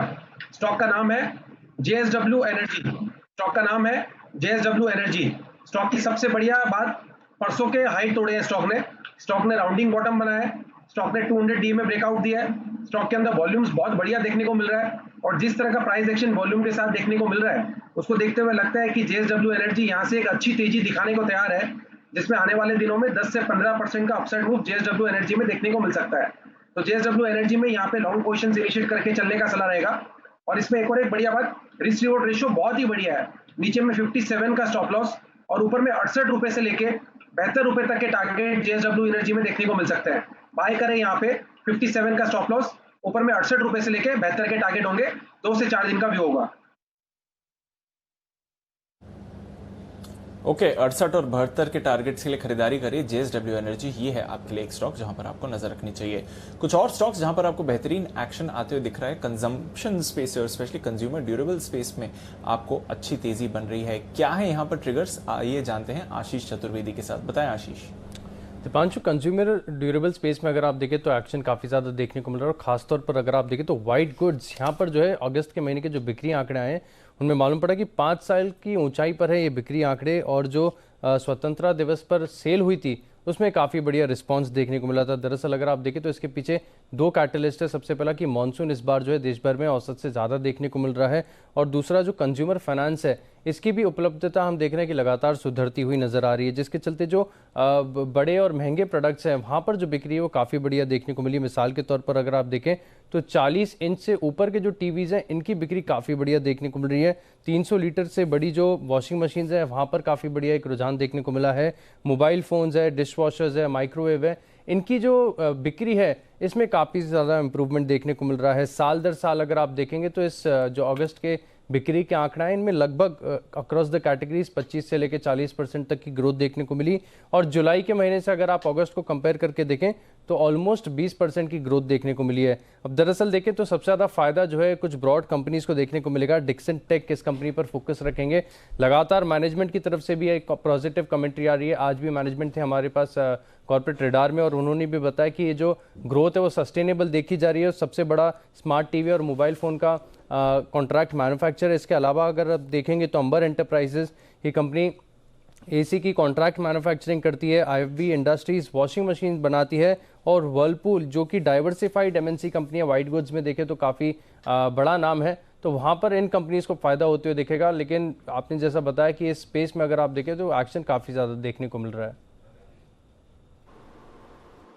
ओके, तो बेहतर मॉनसून के कारण काफ़ी डिमांड बढ़ती हुई दिख रही है वाइट गुड्स वाली कंपनियों की, और यहाँ पर एक्शन भरपूर होता हुआ दिख रहा है। आइए इसी एक्शन को बढ़ाते हैं आगे, और वागले साहब तैयार है अपने वंडरफुल स्टॉक के साथ। तो वागले का वंडर।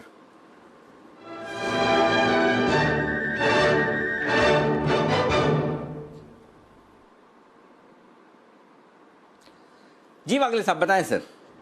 अनिल जी, बजाज फाइनेंस अभी अभी एक ब्रेकडाउन दे रहा है 3500 के लेवल के नीचे सस्टेन हो रहा है 348580 ये करंट भाव है, यहाँ पर बेचे। मुझे नहीं लगता ज्यादा अपसाइड मिलना चाहिए। 3515 का मेरा स्टॉप लॉस रहेगा, 3515 का, और 3420 3400 तक के levels on the down side मुझे दिखाई दे रहे, शायद आज भी आ सकते हैं।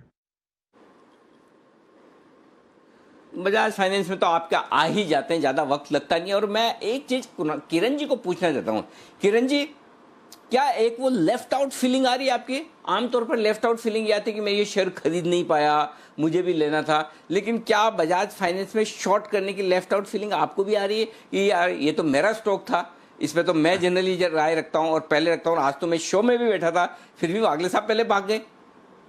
अनिल जी, फास्टेस्ट फिंगर फर्स्ट में वागले जी ने हाथ मार दिया है। मेरी नजर इन्हीं लेवल्स पे थी।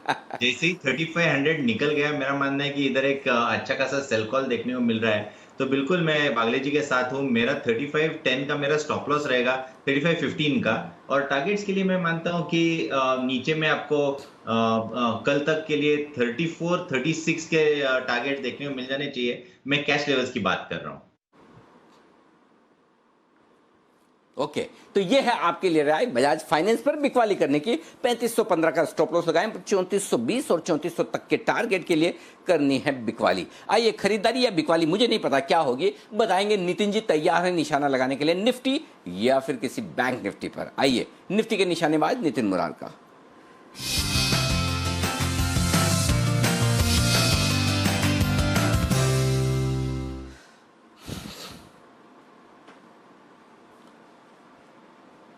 ओके, नितिन जी स्वागत है आपका। बताएं सर, डेटा कुछ कमजोर हुए हैं? जी अनिल जी, डेटा तो कमजोरी है और ये अभी जो बाउंस होके गिरी है इसमें बहुत अच्छे वॉल्यूम के साथ गिरी है। तो यहाँ पे हमें 11,300 की पुट ऑप्शन लेंगे, नेकेड पुट ऑप्शन लेंगे, क्योंकि ऑलरेडी हम एक स्प्रेड कैरी कर रहे हैं। नेकेड पुट ऑप्शन 90 रुपीज में मिल रही है, इस पुट ऑप्शन को लेना चाहिए अभी। स्टॉप लॉस हम रखेंगे 60 रुपए का, जो आज का लो प्राइस है, यानी 30 रुपए नीचे मेरा स्टॉप लॉस है।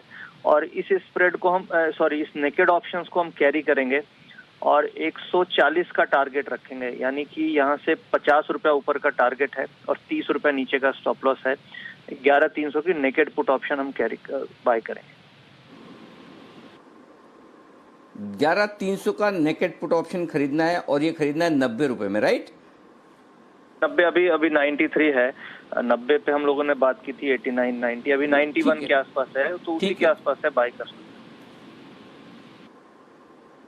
ठीक है, और स्टॉप लॉस लगाना है आपको 50 रुपए का और 140 का टारगेट ये रखना है। 11,300 का पुट ऑप्शन खरीदना है निफ्टी का। ठीक है, निफ्टी की बात हो गई। बैंक निफ्टी में भी कुछ बन रहा है? जी Anil ji, stop loss 60 rupees का रहेगा। आपने गलती से 50 बोल दिया। 60 रुपीज का स्टॉप लॉस रहेगा और 140, 150 ऐसे टारगेट रहेगा।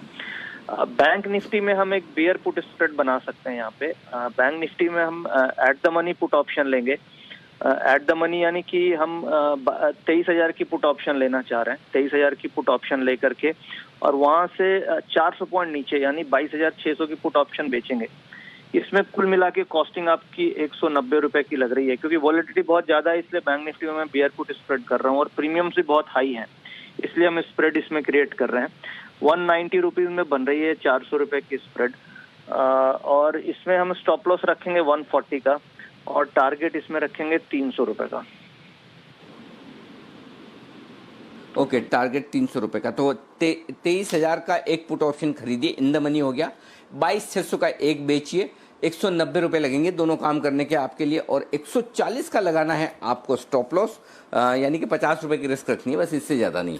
ठीक है ना? और 300 रुपए हो गए और वो होंगे आपके, ये अगर पहुंच गया 22,600 500 के आसपास तो आपके 300 रुपए इसका दाम हो जाएगा। 22,600 के आसपास ही हो जाएगा, हो सकता है उससे पहले ही हो जाए, तो बस वहां पर आप एग्जिट कर लीजिए। ये है राय आपके लिए नितिन जी की तरफ से। निफ्टी और बैंक निफ्टी दोनों पर नितिन जी ने निशाना लगाया है। बहुत ही बेहतरीन, बहुत बहुत शुक्रिया नितिन जी ये बेहतरीन पिक्स देने के लिए। थोड़ी देर में वसीम साहब भी कार्यक्रम में होंगे शामिल और उनसे हम लेंगे उनकी कुछ बेहतरीन पिक्स भी, लेकिन इस बीच बैंक निफ्टी 22,800 के आसपास। आशु सर, कोई बैंक निफ्टी पर भी अच्छा स्प्रेड बन सकता है आपकी नजर में, या कोई ऐसा बैंक जहां पर आप शॉर्ट करना चाहते हैं? सुन रहा था और मैं एक चीज का बिल्कुल, बार आपके मतलब आपको कहते सुना था डिस्ट्रीब्यूशन वाली बात जो बिल्कुल राइट थी। और अनिल जी आप जो भी ये भी बात बिल्कुल पक्की है, क्योंकि बाउंस बैक बीच बीच में इंटरमिटेंट आते रहेंगे। लेकिन एक चीज बहुत इंपॉर्टेंट है अनिल जी, लेना नहीं है। अभी आप बैंक की बात कर रहे थे अनिल जी, मैं पर्टिकुलरली अब देखिए एक्सिस बैंक, सुबह बात हो रही थी और स्ट्रेंथ दिख रहा था स्क्रीन पे भी 465-66, अभी 455 का भाव क्लोजिंग में। तो अनिल जी मेरा तो क्वेश्चन आपसे है, मतलब बैंक निफ्टी तो मैं नहीं देता हूँ, आपको पता है अनिल जी, वो आपका डोमेन एरिया और आप मास्टर हो उसके। बट अनिल जी बैंक में भी आप ये देखिए मार्केट में रिवर्सल कहाँ से आएगा? धीरे धीरे हर एक स्टॉक में डिस्ट्रीब्यूशन दिख रही है कि एज लेट एज, मैं 510 का एक्सिस बैंक नहीं, 485 वाला नहीं, 465 में जिसने आज लिया वो भी आज ट्रैप हो गया। तो अनिल जी अगर आप, मैंने बताया ना, जो एंटायर कैनवस ऑफ स्टॉक्स देखें तो कहीं ना कहीं वो डिस्ट्रीब्यूशन दिख रही है और स्मॉल बिग ट्रैपिंग दिख रही है। तो मुझे यही समझ नहीं आ रही कि मार्केट को ऊपर लेके कौन सा स्टॉक जाएगा, क्योंकि ये सारे के सारे तो पार्टिसिपेट कर नहीं पाएंगे एक्सेप्ट आईटी, रिलायंस जो कि एक बहुत बहुत बड़ी स्ट्रेंथ था। अनिल जी धीरे धीरे देखिए वो टूट नहीं रहा है, लेकिन वो धीरे धीरे घट रहा है। तो सारे स्टॉक्स में अनिल जी मुझे लगता है कि जो बियर स्प्रेड है, जैसे नितिन ने बताया बैंक निफ्टी बिल्कुल बहुत बढ़िया स्प्रेड है, निफ्टी भी बताया, मैंने भी निफ्टी शेयर किया। स्प्रेड में अनिल जी बियर स्प्रेड जरूर हाथ में होना चाहिए आपका, हेज के चलते भी, प्योर वनीला स्प्रेड के चलते भी, क्योंकि नीचे का चांसेस बहुत ज्यादा हैं। अगर नहीं आता तो अनिल जी कोई लॉस नहीं होगा, बट लेना नहीं है अनिल जी, ये बहुत कॉशियस है। और अनिल जी एक चीज आपने भारती की बात टाल दी, लेकिन मैं एक चीज जरूर ऑन रिकॉर्ड बोलूंगा कि शुभम ने अनिल जी भारती एयरटेल पे इतनी बार सेल दी है। आई थिंक वन एनालिस्ट तो मुझे लगता था कि मैं टीवी बंद कर दूं, कभी कभी मैं साथ नहीं होता हूँ, क्योंकि हमारी लॉन्ग होती थी। शुभम ने कंटिन्यूसली भारती पे सेल दिया अनिल जी। जी बिल्कुल, ये होता है कभी कभार, किसी के कॉल्स लॉन्ग के आते हैं, किसी के शॉर्ट के आते हैं। और एक चीज़ ये मैं बताऊँ आशुष जी, आपकी राय से मैं सहमत हूँ कि आपकी हेजिंग जरूर होनी चाहिए। मेरी राय में सिर्फ इतना ही है फ़र्क आपकी और मेरी राय में, कि ये जो हेजिंग होनी चाहिए, ये हेजिंग सिर्फ लॉन्ग की नहीं होनी चाहिए, ये हेजिंग शॉर्ट की भी होनी चाहिए। क्योंकि अगर कल एक दिन की छुट्टी के बाद अमेरिका तेजी से भाग गया, अगर कोई खबर आपको बॉर्डर्स को लेकर ऐसी आ गई कि भाई तनाव घट रहा है, दोनों देश की सीमाएं पीछे जा रही है, तो शॉर्ट करने वालों को भी उतनी ही रिस्क है जितनी लॉन्ग करने वालों को। तो बेहतर तो यही होगा कि आप जितनी ओवरनाइट पोजीशन कम रखें उतना बेहतर रखें, तो इसे हेज करके रखें। यानी कि अगर आपने बहुत सारे स्टॉक्स खरीद रखें तो निफ्टी बैंक निफ्टी के पुट ले लें, बहुत शॉर्ट कर रखा है तो निफ्टी बैंक निफ्टी के कॉल्स लें, जैसे आपको ठीक लगे वैसे हेजिंग करें। पॉइंट एकदम सिंपल है, हेजिंग इंपॉर्टेंट है इस तरह के मार्केट में। और मैं वॉलेटिलिटी कहता हूं तो आमतौर पर लोग वॉलेटिलिटी का मतलब ये समझते हैं कि बाजार नीचे जाएगा। वॉलेटिलिटी का मतलब बाजार का नीचे जाना कभी नहीं होता। वॉलेटिलिटी का मतलब ये होता है कि बाजार दोनों तरफ ऊपर नीचे हो सकता है, ऊपर भी जा सकता है, नीचे भी जा सकता है, दोनों तरफ बड़ा मूव दे सकता है और दोनों तरफ के स्टॉप लॉस ट्रिगर कर सकता है। ये चीज़ ध्यान में रखिए। आप देखिए जितना तेजी से नीचे जाता है उतना तेजी से वापस ऊपर भी आने की कोशिश करता है। ठीक है, थोड़ी थकावट, थोड़ी रुकावट के संकेत हैं, दिख रहे, तो ऐसे में सावधानी रखें। हल्का सा जो रुझान है वो नीचे की तरफ का थोड़ा सा ज्यादा बन रहा है, बस बात इतनी सी है, वो ध्यान में रखिए। ओके, आइए बसीन साहब हमारे साथ कार्यक्रम में हो रहे हैं शामिल और वक्त है उनसे उनकी BTST पिक्स लेने का।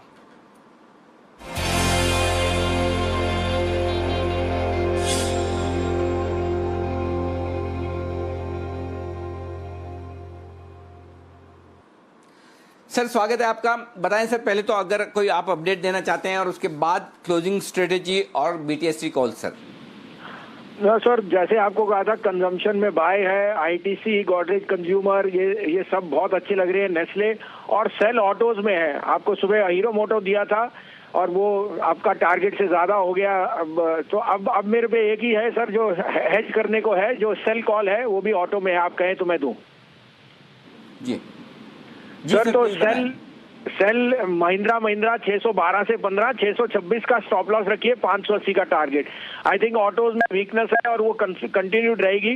तो Mahindra is looking very weak on the charts और फंडामेंटली भी उसमें वीकनेस दिख रही है। तो that would be my only call for today sir.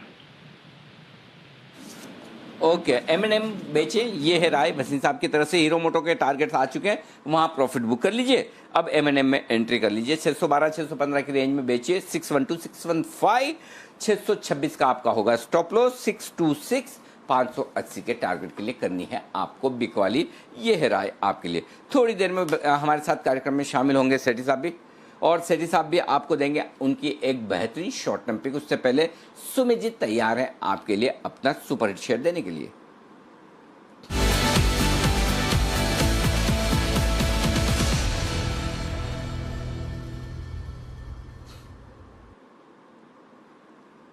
बताएं सर।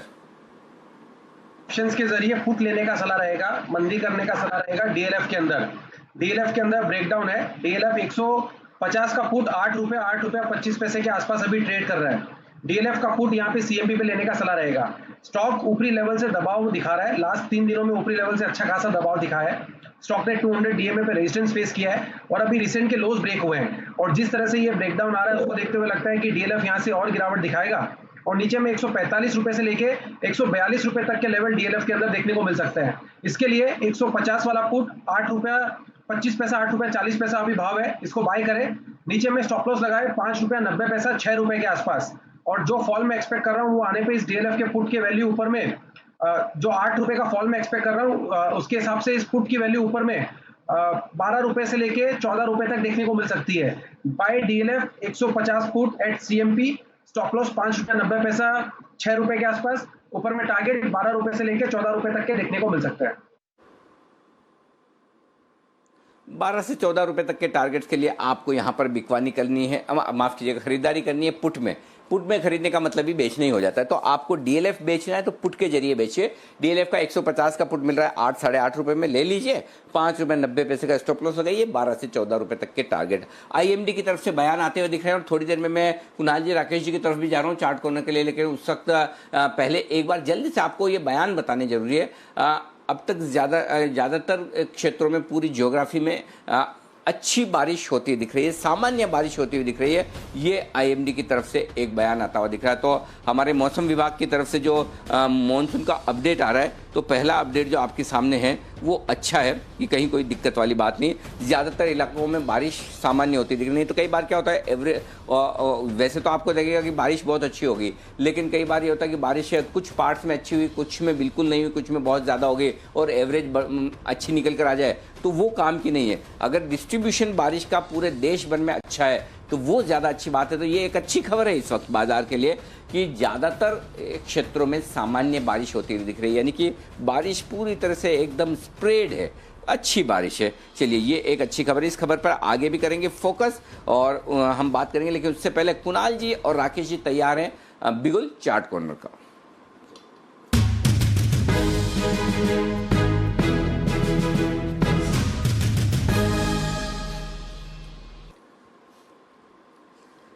तो राकेश जी, कुणाल जी की रिक्वेस्ट है, लेवल्स भी आप ही को बताने हैं और वजह भी आप ही के, और स्टॉक तो आप बताएंगे ही। बताइए सर।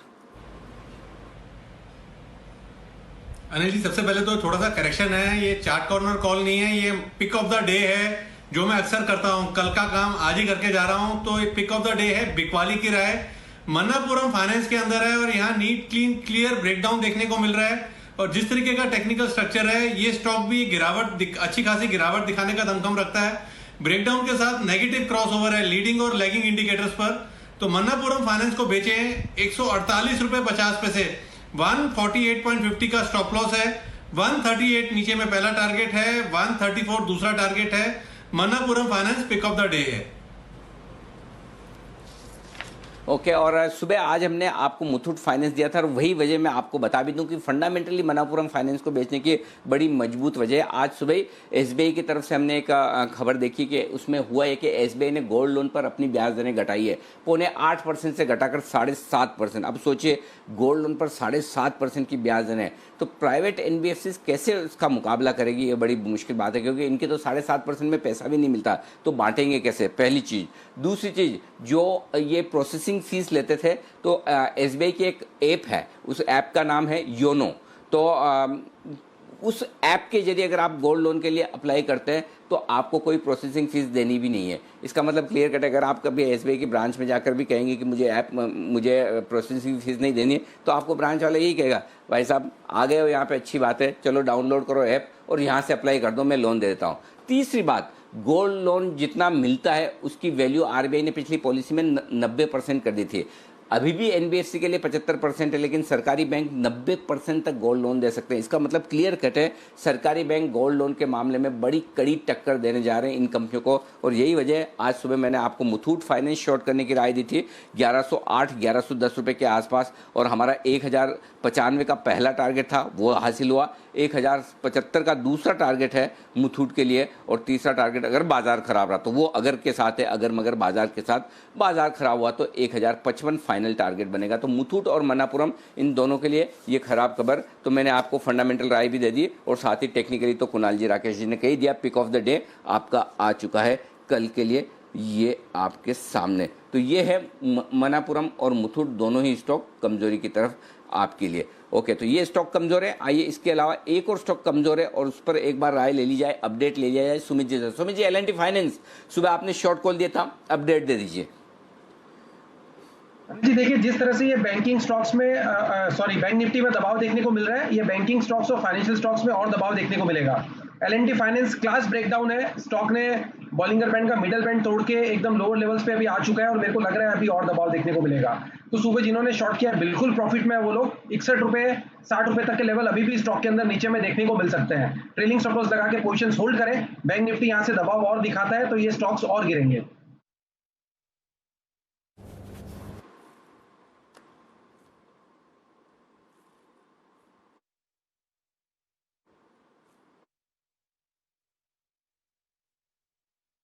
ओके, एल&टी फाइनेंस पर यह है आपके लिए राय। आइए, कुछ सरकारी बैंक है आज दबाव में, वजह कुछ रेटिंग डाउनग्रेड।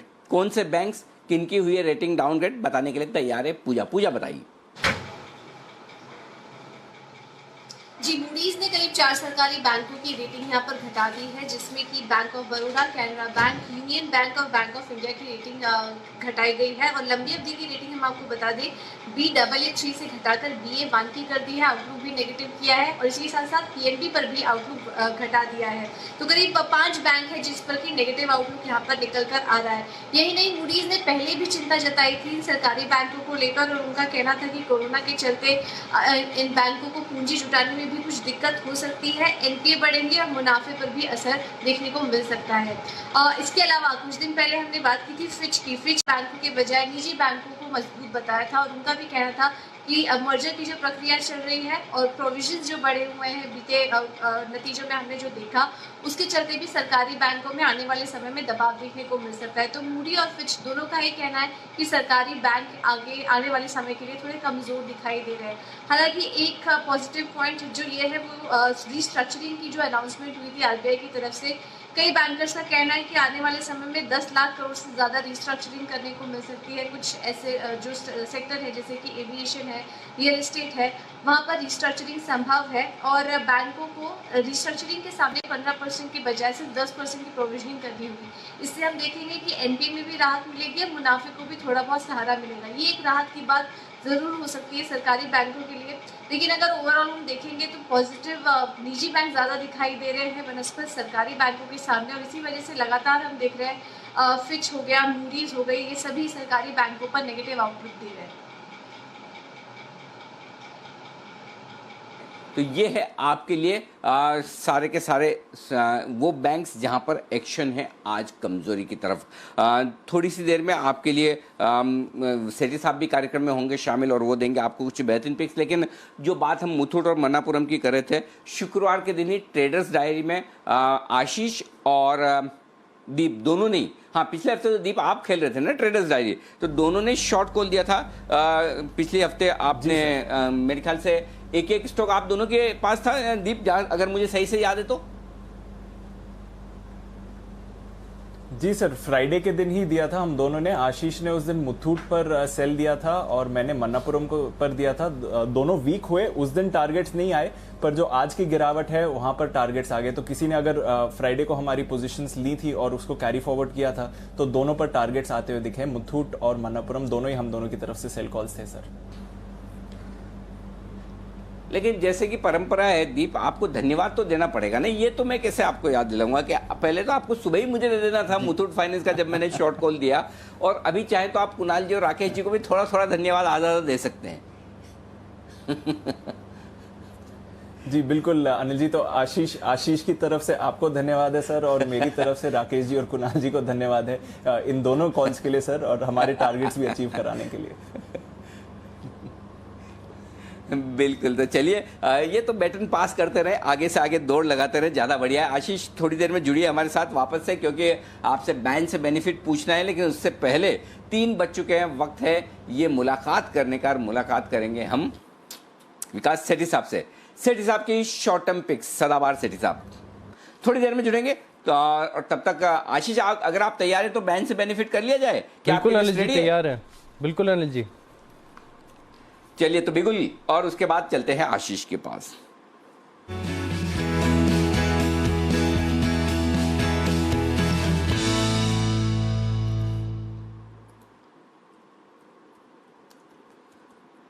बताएं आशीष, क्या है हालचाल, कौन कितने 6 स्टॉक है ना अभी बैन में? बिल्कुल अनिल जी, 6 स्टॉक जो है बैन में है और कोई भी बाहर नहीं निकल रहा है, क्योंकि मार्केट वाइड पोजीशन लिमिट अगर आप देखें तो पीएनबी की करीब 89% के आसपास है, आइडिया 97% है, जेएसपीएल 103, बीएचईएल 113, यानी कोई स्टॉक जो है बैन से बाहर नहीं निकल रहा है। लेकिन एक पॉसिबल एंट्रेंट जरूर सामने आ रहा है, बैंक ऑफ बड़ौदा, क्योंकि यहाँ पर अगर आप मार्केट वाइड पोजीशन लिमिट देखें तो ऑलमोस्ट 97% के आसपास आ गई है, 95% से ऊपर जाती है तब स्टॉक बैन में आता है। तो बैंक ऑफ बड़ौदा की फिलहाल संभावना नजर आ रही है कि ये बैन में आएगा, लेकिन बैन से फिलहाल बाहर कोई नहीं निकल रहा है।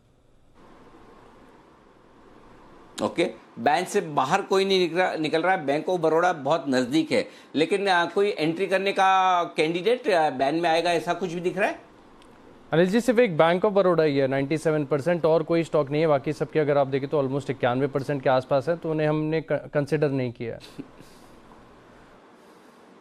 तो 95 के ऊपर बैन में आता है ना, अंत में अगर 2% कम हो गई तो ये भी नहीं आएगा, करेक्ट? बिल्कुल। और अगर हो गई तो फिर ठीक है। चलिए बहुत ही बढ़िया, परफेक्ट, बहुत ही बढ़िया। तो ये है बैंक ऑफ बड़ौदा के बैन में जाने की संभावना बॉर्डर पे है, जा भी सकता है नहीं भी जा सकता है। लेकिन जिस स्पीड से ब्लू डार्ट का कारोबार और एक्शन होता है वैसा ही स्टॉक का एक्शन है। एक स्टॉक जो आपके सामने लाना जरूरी है और वो है 15% ऊपर। माय गुडनेस, 15% ये स्टॉक भागा है। और सबसे पहले 2 लोगों को धन्यवाद इसके लिए।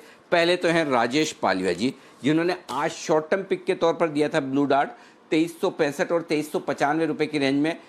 2500 रुपए का पहला टारगेट, 2550 का दूसरा टारगेट, दोनों टारगेट हिट होते हुए दिख रहे हैं। तो राजेश पालिया जी को बहुत बहुत बधाई। इसको कहते हैं शॉर्ट टर्म पिक, जो एक ही दिन में वो भी ब्लू डार्ट जैसी आपके सामने आ गई है, ये साफ साफ है। दूसरा ब्लू डार्ट आपको रिकमेंड किया था, सचिन जी भी हमारे साथ हैं। सचिन जी ने 7 जुलाई को रिकमेंड किया था 2000 के आसपास, और वहाँ से लगभग आपके लिए 20-25% ये स्टॉक बढ़ चुका है। तो पहले सचिन जी से मैं एक बार इस पर अपडेट ले लूँ, और उसके बाद सचिन जी को एक शायद फ्रेश कॉल भी देना है, वो भी मैं पूछ लेता हूँ। तो सचिन जी पहले तो ब्लू डार्ट पर अपडेट दीजिए।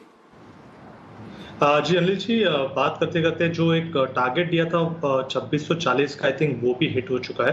तो जिस तरीके से यहाँ पर वो पैटर्न था, जो एक्सपेक्टेशन थी, मुझे लग रहा है वो फुलफिल हो चुकी है। तो उसी के लिहाज से मैंने यहाँ पे प्रॉफिट बांधने की सलाह दी है। तो यहाँ पर एक अच्छी अपमूव ऑलरेडी एस्टैब्लिश हो चुकी है काउंटर में। मुझे लग रहा है वापस थोड़े हफ्तों के बाद एक अपॉर्चुनिटी ज़रूर मिलेगी वापस री एंटर करने के लिए। बट जिस तरीके से वो पैटर्न था, उसके टारगेट्स आ गए, तो यहाँ पर थोड़ा सा मुनाफा बुक करने की ही सलाह होगी ब्लू डार्ट में। एंड जो फ्रेश कॉल है सर, वो है TCS पे। ये पर्टिकुलर आइडिया हमने इस सीरीज के शुरुआत में भी डिस्कस की थी कि ये स्टॉक एक आउट परफॉर्मर रह सकता है। तो लगभग 2240 के आसपास हमने एक बुल कॉल स्प्रेड डिप्लॉय करने की सलाह दी थी। तो यहाँ पर मैं वापस रीआइट्रेट करना चाहूँगा सेम स्ट्रैटेजी को, जहाँ पर आपको बुल कॉल स्प्रेड डिप्लॉय करना है। TCS में स्ट्राइक्स होंगे 2260 के, जहाँ ये कॉल ऑप्शन आपको खरीदना है, और उसके अगेंस्ट 2400 का कॉल ऑप्शन बेचना है। ये पर्टिकुलर स्प्रेड फिलहाल 66 के आसपास पहुंच चुका है। तो मुझे लग रहा है यहाँ पर अगर किसी ने पिछले हफ्ते डिप्लॉय नहीं किया होगा तो यहाँ पर फ्रेश अपॉर्चुनिटी है। जिस तरीके से स्ट्रक्चर इवॉल्व हो रहा है, कॉन्फिडेंस और बढ़ रहा है। स्टॉप लॉस आपको स्प्रेड का अभी फ्रेश यहाँ से लगाना चाहिए अराउंड 48 तक का, एंड टारगेट होगा अराउंड 105 का। ओके, 2260 का कॉल ऑप्शन खरीदना है इन द मनी, और 2400 का कॉल ऑप्शन बेचना है आपको। 66 रुपये में बनेगी ये स्ट्रेटेजी। 66 में 48 का लगाना है स्टॉप लॉस, और 105 का टारगेट। यही है ना सर? बिल्कुल बराबर है सचिन जी, जो कॉल मैंने पढ़ा है आपका? यस सर, एब्सोल्युटली यही है। ये पहले स्प्रेड हमने 47 के आसपास डिप्लॉय किया था, बट जिस तरीके से प्राइस में अभी प्रोग्रेशन हो रहा है, मुझे लग रहा है अभी भी अच्छी अपॉर्चुनिटीज है जहाँ पर कैपिटलाइज करना चाहिए। तो 66 के आसपास भी सेम स्प्रेड आपको डिप्लॉय करना है, स्टॉप लॉस 48 का लगाना है एंड 105 रुपए का होगा टारगेट। ओके, ये है राय आपके लिए इस वक्त टीसीएस का बुल कॉल स्प्रेड बनाने की। आइए बढ़ते हैं आगे। और सेठी साहब थोड़े से लेट तो हो गए हम सेठी साहब के पास आने में, लेकिन कोई बात नहीं, बेटर लेट देन नेवर। तो आइए बिगुल सदाबहार सेठी साहब की शॉर्ट टर्म पिक्स।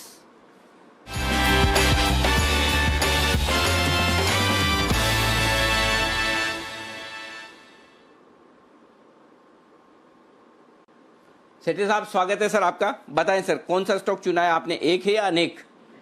बिल्कुल अनिल जी, गुड आफ्टरनून। देखिए स्टॉक तो एक ही है, वैसे बाजार में डायरेक्शन कुछ क्लियर नहीं है। अगर 15 मिनट पहले देखें तो बाजार में इस तरीके से लग रहा था कि एक ब्रेकडाउन होगा और पिछले 5 मिनट में वहां से एक अच्छी खासी रिकवरी होकर हम एटलीस्ट ब्रेक इवन मतलब नेक टू नेक आगे पॉजिटिव भी हो सकते हैं थोड़ी देर में। एक स्टॉक कैश मार्केट का है जिसमें खरीदारी करने की सलाह है। स्टॉक का प्राइस है अभी 255 रुपए के आसपास का। इसमें मेरा टारगेट रहेगा 275 का, स्टॉप लॉस रहेगा 245 का। स्टॉक का नाम है GE shipping, great eastern shipping. एक बहुत ही अच्छी कंपनी है और हाल ही में जो जून क्वार्टर के नतीजे आए बेहद ही इंप्रेसिव थे। नेट प्रॉफिट आया 467 करोड़ का, जो पिछले साल के जून क्वार्टर में जहां 53 करोड़ का लॉस था उसके सामने 467 करोड़ का कंपनी ने प्रॉफिट अर्न किया और वो भी ऑपरेटिंग परफॉर्मेंस बहुत ही अच्छा था। कंपनी के फंडामेंटल्स देखेंगे तो अच्छे ऑपरेटिंग प्रॉफिट मार्जिन है अराउंड 18.5% के। पिछले कुछ क्वार्टर्स में अच्छी ग्रोथ दर्ज करी है और प्रोमोटर्स की भी ठीक ठाक हिस्सेदारी और एफआईआईज और डीआईआईज अराउंड 50%, 49% हिस्सेदारी इस कंपनी में रखते हैं। कंपनी ने पिछले साल 8 रुपए 10 पैसे का डिविडेंड भी दिया है। तो ऑल इन ऑल फंडामेंटल्स अच्छे हैं। मुझे लगता है बाजार में जैसे सेंटिमेंट ठीक होंगे स्टॉक यहाँ से एक अच्छा रनअप दिखा सकता है। तो इस स्टॉक में 275 तक के शॉर्ट टर्म टारगेट्स के लिए बिल्कुल खरीदारी करने की सलाह है। ग्रेट ईस्टर्न शिपिंग, ये है वो स्टॉक जहां पर खरीदारी करने की राय है। 255 के आसपास खरीदे, 245 का स्टॉप लॉस, 275 तक के टारगेट सेठी साहब की तरफ से यहां पर खरीदारी करने की राय। और दीप मैं आपको 3-20 की स्ट्रेटेजी बताऊंगा, उससे पहले अच्छा हुआ देखिए ये बहुत मुश्किल काम है तमाम टेक्निकल एक्सपर्ट्स के लिए भी और फंडामेंटल डेटा एक्सपर्ट्स के लिए भी जो वायदा कारोबार के गिरते हुए बाजार में जब कुछ अहम लेवल तोड़े बाजार और तब आप शॉर्ट कॉल से परहेज करें। आपको याद है 2:30 बजे की स्ट्रेटेजी के बाद आपने साफ साफ पूछा कि अभी शॉर्ट करना चाहिए, तब बैंक निफ्टी था 22,750 और मैंने कहा जल्दी क्या 23,000 तो आने दीजिए। आप देखिए 23,000 की तरफ बढ़ रहा है। ये बहुत मुश्किल मार्केट है, मैं आपको ईमानदारी से कह रहा हूँ। लोगों को लगता होगा कि बड़ी छोटी रेंज है, लेकिन ट्रेड करके आप दिखाएं और ट्रेड करके कमा कर दिखाएं। बहुत मुश्किल मार्केट है क्योंकि जब आपको लगता है कि कमज़ोर होने वाला है तुरंत ऐसा घूमकर ऊपर आता है कि आप दंग रह जाएंगे। और जैसे ही आपको लगता है कि बस बहुत हो गया, दिन भर इधर उधर होने के बाद अब तो ये भागने को तैयार है, और तुरंत ही आपको 50 पॉइंट निफ्टी ऐसे निकल जाएंगे, 150-200 पॉइंट बैंक निफ्टी ऐसा निकल जाएगा, पता ही नहीं चलेगा। तो मतलब दोनों तरफ मजबूत लोग खड़े हैं, रेंज के निचले स्तरों पर ऊपरी स्तरों पर विपरीत ट्रेड करने के लिए। मजबूत लोगों के सामने आपको ट्रेड करके कमाना है, कैसे करेंगे ये आप जानें। पैसे बचाने का सोचें, ये ज़्यादा बढ़िया है। थोड़ी देर में हम आपको 3-20 की क्लोजिंग स्ट्रेटेजी भी बताएंगे, लेकिन इस बीच एक स्टॉक फ्यूचर ग्रुप के स्टॉक्स पर हमने लगातार आपको बिकवाली की राय दी है, लेकिन एक स्टॉक ऐसा है जो फ्यूचर ग्रुप का होने के बावजूद चूंकि उसके नाम में फ्यूचर नहीं है इसलिए लगातार ऊपर के सर्किट लगाता हुआ दिख रहा है, और वो है प्रेक्सिस रिटेल। देवांशी हमारे साथ हैं बताने के लिए कि इस कंपनी में ऐसा क्या है जो फ्यूचर ग्रुप के बाकी स्टॉक्स में नहीं है, क्यों ये विपरीत चाल चल रहा है, क्यों ये पिछले 3-4 दिनों से 5 दिनों से लगातार मजबूत हो रहा है। देवांशी बताइए। बिल्कुल अनिल जी, आप देखिए जब फ्यूचर ग्रुप और रिलायंस इंडस्ट्रीज के बीच में जो करार होता हुआ दिखा था उसके बाद हमने ये देखा कि अब जो फ्यूचर ग्रुप है वो रिटेल स्पेस में आने वाले 15 साल के लिए एंटर नहीं कर पाएगा या कारोबार नहीं कर पाएगा। एक लॉस था, लेकिन एक रिटेल सेगमेंट है जहां पे उनका फोकस सबसे ज्यादा है और आने वाले समय में इस कैटेगरी या ये जो कारोबार है इस पर इनका फोकस और भी ज्यादा बढ़ने की संभावना है। हम बात कर रहे हैं होम टाउन कारोबार की, यानी इनका जो फर्नीचर फर्निशिंग का जो कारोबार है इसकी हम बात कर रहे हैं। फ्यूचर ग्रुप की एक कंपनी है प्रेक्सिस होम रिटेल जिसकी हम बात कर रहे हैं। तो इस पर अब कंपनी का जो फोकस है वो आने वाले समय में और भी ज्यादा बढ़ता हुआ दिख सकता है। और जैसे आपने पूछा कि क्यों ऐसा स्टॉक है जहां पे लगातार जो स्टॉक है बढ़ता हुआ दिख रहा है, मैं आपको बता दूं क्योंकि रिलायंस ग्रुप या कोई भी अन्य ऐसे जो बड़े ग्रुप हैं वो फिलहाल इस सेगमेंट या इस कारोबार में शामिल नहीं है, फिलहाल इनके कारोबार नहीं है और इसी के चलते फ्यूचर ग्रुप को इस चीज के लिए एक बेनिफिट जरूर मिलता है। और आप देखिए अगर हम प्रेक्सिस की बात करें तो होम टाउन नाम से ये स्टोर या फर्नीचर और फर्निशिंग का जो कारोबार है, होम टाउन के करीब 28 शहरों में करीब 49 स्टोर्स हैं जिन पर कंपनी का फोकस है। और कंपनी के पास आप देखिए जिस तरह से स्टोर में बढ़त होती हुई दिख रही है, ये एक पॉजिटिव ट्रिगर है। साथ ही कंपनी के पास करीब 9 लाख वर्ग फुट की रिटेल स्पेस है। इसके अलावा आप देखिए अगर हम मार्च 2020 की बात करें पूरे साल की तो करीब 700 करोड़ की बिक्री थी। अब ये इंटरेस्टिंग पॉइंट इसलिए है क्योंकि आप देखिए कंपनी का जो मार्केट कैप है वो केवल 113 करोड़ के लेवल्स के आसपास है, तो उसके सामने उनकी जो बिक्री है वो लगातार बढ़ती हुई दिख रही है, जो कि एक पॉजिटिव ट्रिगर जरूर बनता हुआ दिख रहा है। और इसके अलावा मैं आपको बता दूं कि FY18 में जो रिस्ट्रक्चरिंग हुआ था उसमें फ्यूचर रिटेल ग्रुप से डीमर्ज होकर ये कंपनी बनती हुई दिख रही थी। इसके अलावा क्या ग्रोथ ट्रिगर्स हैं आगे के लिए, तो सबसे पहले तो जो होम रिटेल कारोबार है ये काफी बड़ा होता हुआ दिख रहा है। ओवरऑल जो इंडस्ट्री है इस पर काफी पॉजिटिव व्यूज इंडस्ट्री के बनते हुए दिख रहे हैं एनालिस्ट के। और इसके अलावा आप देखिए जो इनका साइज है फर्नीचर मार्केट का वो करीब 1.2 लाख करोड़ का बनता हुआ दिख रहा है। उसमें भी ऑर्गेनाइज स्पेस काफी कम है, करीब 15 से 20% का, और आने वाले समय में 15 से 18% तक की ग्रोथ भी देखने मिल सकती है। तो कुल मिला के कंपनी के पास ये कारोबार है। आने वाले समय में कंपनी इस पे फोकस भी करेगी। छोटी कंपनी है लेकिन ग्रोथ काफी अच्छा दिखा रही है कंपनी, और लगातार कंपनी फोकस कर रही है अपने खर्च को कम करने में। और इसके अलावा आप देखिए जो आने वाले टाइम में जो अन्य बाकी जो ट्रिगर्स हैं वो ये भी हैं कि जो होम फॉर ऑल होता हुआ दिखेगा FY22 तक, इस स्कीम के तहत कंपनी की जो फर्नीचर्स हैं ये आगे बढ़ते हुए दिखेंगे। इससे कंपनी को काफी फायदा मिलता हुआ दिखेगा। डिस्पोजेबल आय बढ़ती हुई दिखेगी और इससे कंपनी को फायदा मिलता हुआ दिखेगा। और जो ई-कॉमर्स कारोबार है जहां पे सबसे ज्यादा कंपटीशन है वहां पे भी कंपनी ने इस साल करीब 46% तक की ग्रोथ दिखाई है। तो अनिल जी आप देखिए जो फ्यूचर ग्रुप के पास एक कंपनी है इस रिटेल स्पेस में, इस पे काफी ज्यादा फोकस होता हुआ दिखेगा और आने वाले समय में इस पे जो ग्रोथ ड्राइवर्स है वो काफी ज्यादा पॉजिटिव दिख रहे हैं।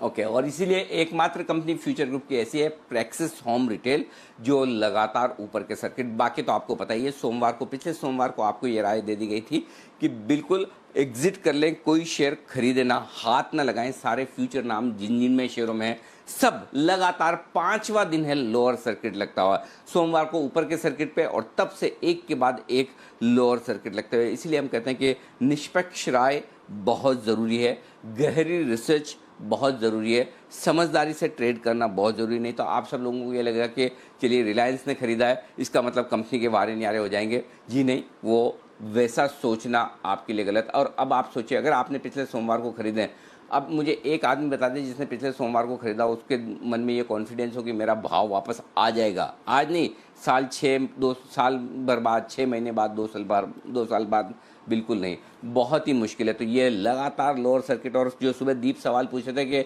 ये कितना गिरेंगे, इसका जवाब मेरे पास नहीं है। जब बड़ा वॉल्यूम होगा इन स्टॉक्स में नीचे के सर्किट पर तब देखा जाएगा कि सर्किट खुलता है नहीं। जब तक बिना वॉल्यूम्स के गिर रहे हैं कुछ नहीं हो सकता। आइए आगे बढ़ते हैं और अब यहाँ पर कैश का ऑप्शन लेने का वक्त है। 3:10 हो चुके हैं, इनफैक्ट उससे ज़्यादा हो चुके हैं। वक्त है जय ठक्कर का कैश का ऑप्शन।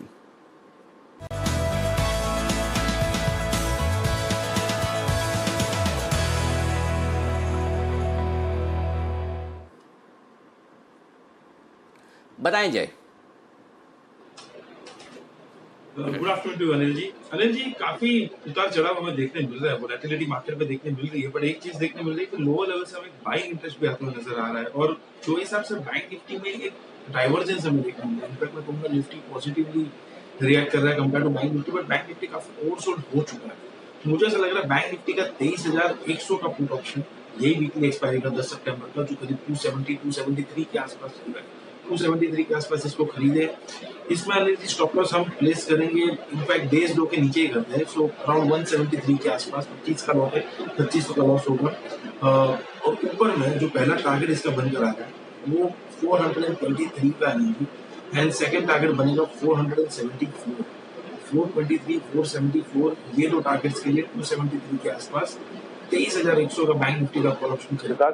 मुझे ऐसा लग रहा है कि kind of falling veg pattern भी फॉर्म होंगे टेक्निकली, और ये 23,000 का हर्डल निकालते मुझे ऐसा लग रहा है कि बैंक निफ्टी में और भी जोर से शॉर्ट कवरिंग आ सकता है, बिकॉज निफ्टी में कहीं ना कहीं स्ट्रेंथ है।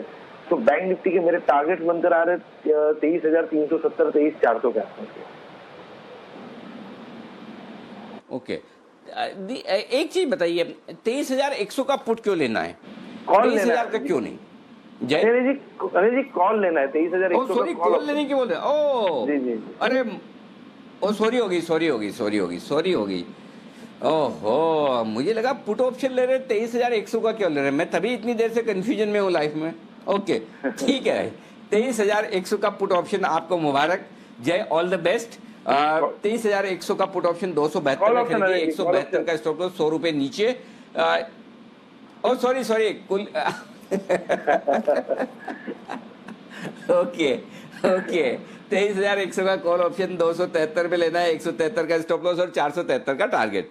373 को ध्यान में रख लीजिए, आपका काम हो जाएगा। ये है जय की राय ऑप्शन खरीदने की बैंक निफ्टी का। जय, इसके अलावा भी और कुछ? बिल्कुल अनिल जी, एक जैकपॉट का कॉल भी है, तो अगर आप उसका बिल्कुल भिजवा देती।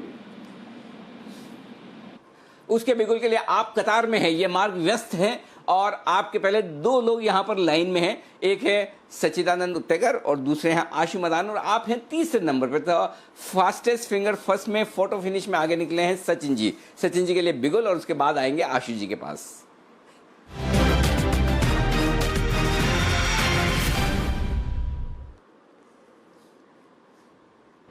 बताएं सचिन जी। अनिल जी, एक कैश सेगमेंट से हम दूसरे कैश सेगमेंट के स्टॉक में स्विच कर रहे हैं, और जिस तरीके से यहाँ पर फाइजर इस पर्टिकुलर स्टॉक में ब्रेकआउट हुआ है, मुझे लग रहा है एक अच्छे रनअप के लिए स्टॉक ऑलरेडी पोजीशनड है, तो यहाँ पर खरीदारी करनी चाहिए। फाइजर इस पर्टिकुलर स्टॉक में 5600 के टारगेट के लिए स्टॉप लॉस काफी क्रिस्प है, यहाँ पर अराउंड 160 पॉइंट्स का ही है, तो लगभग 48-40 के स्टॉप लॉस के साथ ये आपको पोजीशन होल्ड करनी है। जिस तरीके से इसका स्ट्रक्चर है, क्लियरली एक सेक्युलर बुल रन में था स्टॉक, बट अगर शॉर्ट टर्म चार्ट्स पे देखें तो वहां पर एक cup and handle formation breakout हुआ है, जिसके टारगेट लगभग 5700 तक के है। तो फिलहाल तो मैंने 5600 का टारगेट दिया है, स्टॉप लॉस आपको लगाना है अराउंड 48-40 का, एंड लॉन्ग पोजीशन बना के रखनी है। ओके, ये है राय आपके लिए खरीदारी करने की फाइजर में। आइए, स्विंग के सुल्तान आशु मदान हमारे साथ है।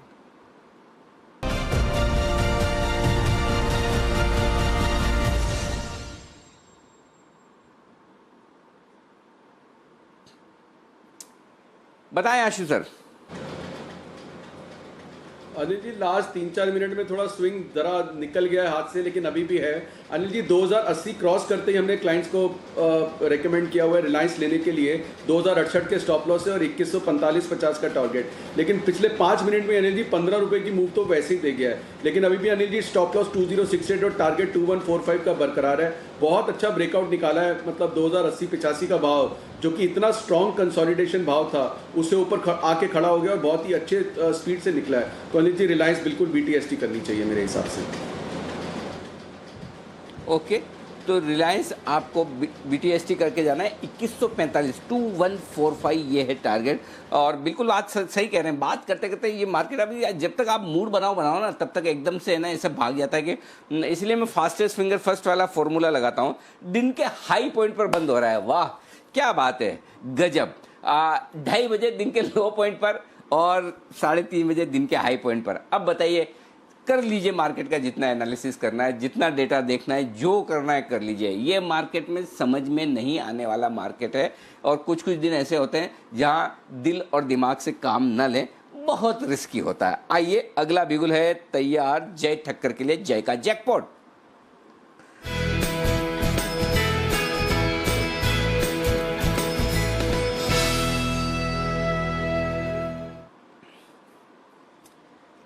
बताएं जय। ये स्टॉक के बारे में बात कर भी रहे थे और आपने पूछा भी था, और वो है डॉक्टर रेड्डी।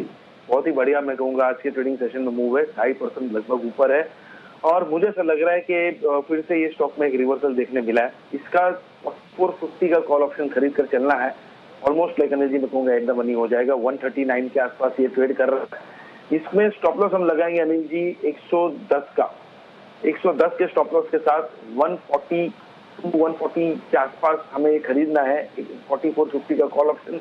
इसका जो पहला अनिल जी टारगेट बनकर आ रहा है वो है 174 का, दूसरा टारगेट बनेगा 179 का। 174, 179 ये दो टारगेट बनेंगे। इसके पास के टारगेट इसीलिए अनिल जी को मेरा जो टारगेट इसमें स्पॉट का है वो है 4480 का।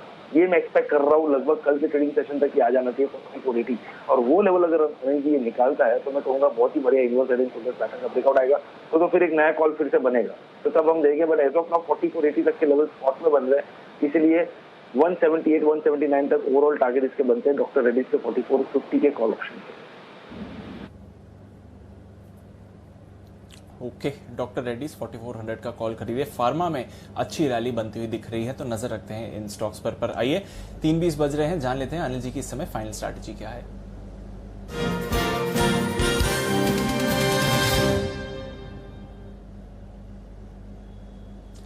अनिल जी, डाउ फ्यूचर्स तो उतार चढ़ाव दिखा रहे हैं सर, इस समय 25 अंक ऊपर है, नैस्डैक फ्यूचर्स 1% नीचे, यूरोप 1.5% की तेजी है, तो थोड़ी और खरीदारी यूरोप में भी आती हुई दिखी है इस समय, और भारतीय बाजार भी अब वापस स्पेशली निफ्टी में अच्छी रिकवरी रही है। सर बताइए क्या करना चाहिए इन लेवल्स पर?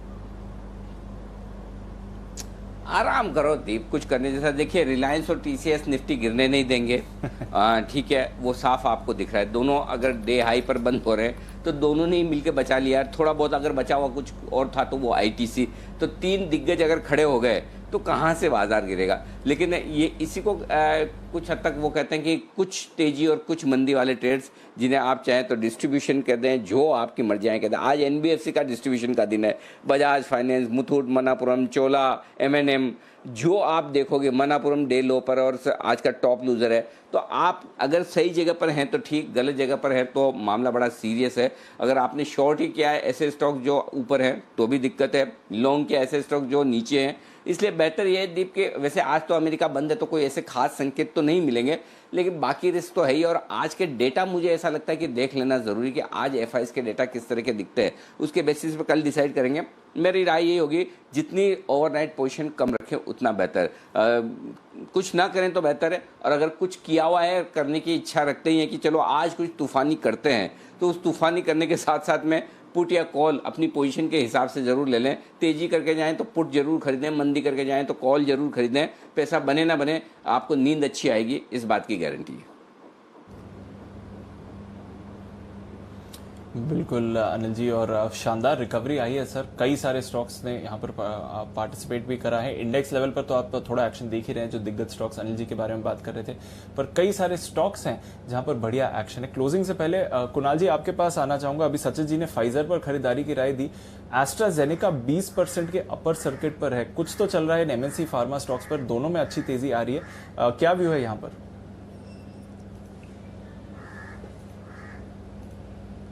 देखिए जो भी चल रहा है दीपांशु अच्छा ही चल रहा है। सबसे पहले मेरा डिस्क्लेमर है, एस्ट्राजेनेका में मेरा निजी निवेश है, फाइजर में भी मेरा निजी निवेश है, दोनों काउंटर्स बहुत ही कमाल के हैं। और एस्ट्राजेनेका में जो बहुत बड़ा ब्रेकआउट हुआ है, इस पर पहले भी हम लोगों ने चर्चा की है दीपांशु, अनचार्टेड टेरिटरी में स्टॉक चल रहा है। मुझे लगता है कि इसमें 6000 रुपए के लेवल्स भी आपको आते हुए दिख जाए तो कोई बहुत बड़ा आश्चर्य नहीं होगा। जिनके पास भी पोजीशन है बिल्कुल निवेशित रहें, नई खरीदारी के लिए बहुत देर हो गई। ओके, नई खरीदारी के लिए देर हो गई है, पर अगर आपके पास पोजीशन है तो जरूर यहां पर निवेशित रहें। किरण जी, डिफेंसेस में थोड़ा रोटेशन आज होते हुए देखा है, फार्मा, एफएमसीजी, आईटी में भी अच्छी मूव आ रही है। एक मिनट दीप, एक मिनट, सॉरी मैं आपको बीच में रोक रहा हूँ। बंसल जी को पूछना जरूरी है। बंसल जी, एस्ट्राजेनेका को मिल गई क्या वैक्सीन? नहीं अनिल जी, देखिए वो रेस में ऑक्सफोर्ड यूनिवर्सिटी के साथ जो चल रहा है उसमें रेस में, और फाइजर की भी अनिल जी कोई अनाउंसमेंट चल रही है, तो यही कारण है अनिल जी ये दोनों स्टॉक भाग रहे हैं। और अनिल जी जिस तरीके से आशु मदान जी परेशान हो रहे हैं कुणाल जी को लेके, मैं भी अनिल जी सेम तरीके से परेशान हूँ जिस तरीके से कुणाल जी के जो एमएनसी स्टॉक हैं वो 52 वीक हाई बनाए जा रहे हैं, और दोनों स्टॉक्स ने अनिल जी स्पेशल डिविडेंड दिए है, और दोनों वैक्सीन के कैंडिडेट हैं और दोनों नियर बाई चल रहे हैं अनिल जी, तो वैक्सीन आने की संभावना, दोनों कंपनीज रेस में अनिल जी। क्या कर सकते हैं बंसल जी, आप और आशु जी कुणाल जी से जलने के अलावा कुछ नहीं कर सकते सर, बहुत पहले से लेके बैठे हुए हैं, मतलब दबा के कुंडली, मतलब वो पहले आप कहानियां सुनते थे ना पुरानी कि एक राजा के पास बहुत बड़ा खजाना था और उसके ऊपर एक नाग ऐसा कुंडली मारकर बैठा रहता था, वो खजाने की रक्षा करता था। ऐसे ही अपने खजाने पर एकदम बैठे हुए कुणाल जी, बिल्कुल हिलते नहीं हैं। मतलब गजब गजब के ऐसे शेयर भर के 20-20% बढ़ता है। देखो 3 इडियट तो हम सबने देखी हुई है, अपने भली फेल हो जाए उतना दुख नहीं होता जितना अपना दोस्त क्लास में फर्स्ट आ जाए। तो ये तो देखो कुणाल जी से आपकी जो जलन है वो एकदम जायज होनी भी चाहिए, और मैं तो चाहता भी हूँ ये बढ़ती रहे बिल्कुल, और उसी आग में मैं घी डालने का काम भी कर रहा हूँ। लेकिन कुणाल जी, आपके पोर्टफोलियो की जो NAV आज बढ़ रही है उसके लिए आपको बहुत बहुत बहुत बहुत बधाई। 20% एस्ट्राजेनेका, वाह कमाल है, डन फॉर द डे। गजब का मूव आता हुआ दिख रहा है इस स्टॉक में। ये फायदा है, मजाक की बात अलग है, लेकिन ये फायदा है अच्छे क्वालिटी स्टॉक आपके पास पोर्टफोलियो में रखने का।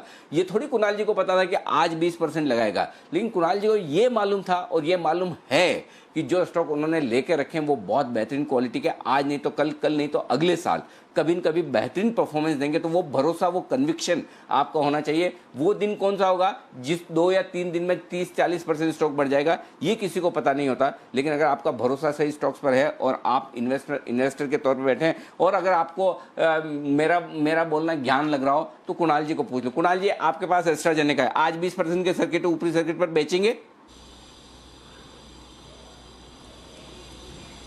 अनिल जी बिल्कुल कतई नहीं बेचेंगे। अनिल जी, अब क्यों बेचेंगे? अनिल जी देखिए, इन स्टॉक्स में देखिए इस तरह की तेजी, जैसे आपने कहा कि बस ये पता होता है कि ऊपर जाएंगे, लेकिन किस दिन चलेंगे अनिल जी बिल्कुल भी पता नहीं होता है। तो अब तो बेचने का सवाल ही पैदा नहीं होता अनिल जी, बिल्कुल होल्ड करना चाहिए। जब तक स्टॉक में अप ट्रेंड है होल्ड करें। बाकी सबका तो पता नहीं, एक चीज पक्का मुझे पता है बंसल जी, आशु जी, बाकी सब छोटे कुणाल जी का भविष्य बहुत उज्जवल है, इसमें कोई डाउट नहीं है। जिस तरह का पोर्टफोलियो कुणाल जी ने बनाया है ना, छोटे कुणाल जी की तो ऐश है। दुनिया में आते ही मतलब उनकी NAV जरूर बढ़ रही है हर रोज, मजे हैं बॉस। तो जिसको कहते हैं ना पुत के पग पालने में दिखते हैं, छोटे कुणाल जी के तो फ्यूचर हमें अभी से नजर आ गया है। उनकी NAV तो कुणाल जी के जो है वो उन्हीं का है, बस सब कुछ। चलिए लाइफ एंजॉय कीजिए जी बंसल जी। देखिए अनिल जी, मेरे को दिक्कत सिर्फ एक चीज से है, पोर्टफोलियो से दिक्कत नहीं है। दिक्कत इस चीज से है, जिस दाम के अनिल जी हम शेयर खरीदते हैं उस दाम से ज्यादा के तो इनको स्पेशल डिविडेंड आ रहे हैं। हाँ। और उसके बाद भी कोई पार्टी नहीं दे रहे हैं ये उसके बाद भी कोई पार्टी नहीं दे रहे हैं अनिल जी। कुणाल जी, जी आशु सर, जी आशु सर कुछ कह रहे हैं। जी आशु सर, कहावत है ना, जो कहते हैं बॉर्न, वो जो कहावत है born with A silver spoon, तो छोटे कुणाल जी के लिए कहावत है born with A golden NAV। तो ये बात एक है, और दूसरी चीज मैं बिल्कुल बंसल जी के साथ हूँ। बहुत टाइम से पार्टी ड्यू चल रही है अनिल जी, और हम वेट कर रहे हैं बिल्कुल। नहीं, कुणाल जी का दिल बहुत बड़ा है और पॉकेट उससे कहीं ज्यादा बड़ी। बाकी समझ तो गए होंगे आप। मौका आने दीजिए, जश्न होगा, दावत होगी और सबको मिलेगी, केक कटेगा, सब में बैठेगा। चिंता बिल्कुल न करें, फोकस मार्केट पर करें, मार्केट के वक्त काम की बात करें, कोई टेंशन न ले। कुणाल जी की तरफ से मैं आप सब लोगों को वादा करता हूं कि कुणाल जी की तरफ से एक बेहतरीन आपको दावत दी जाएगी जब भी एक बार कोरोना वोरोना निपट जाए आराम से।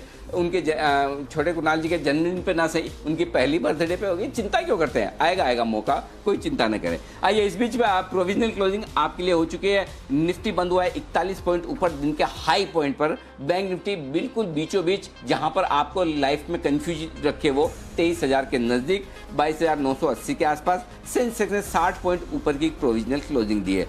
फाइनल क्लोजिंग आपके लिए आती हुई थोड़ी देर में दिखेगी। तब तक मैं आपको आज शाम का कार्यक्रम बता दूं।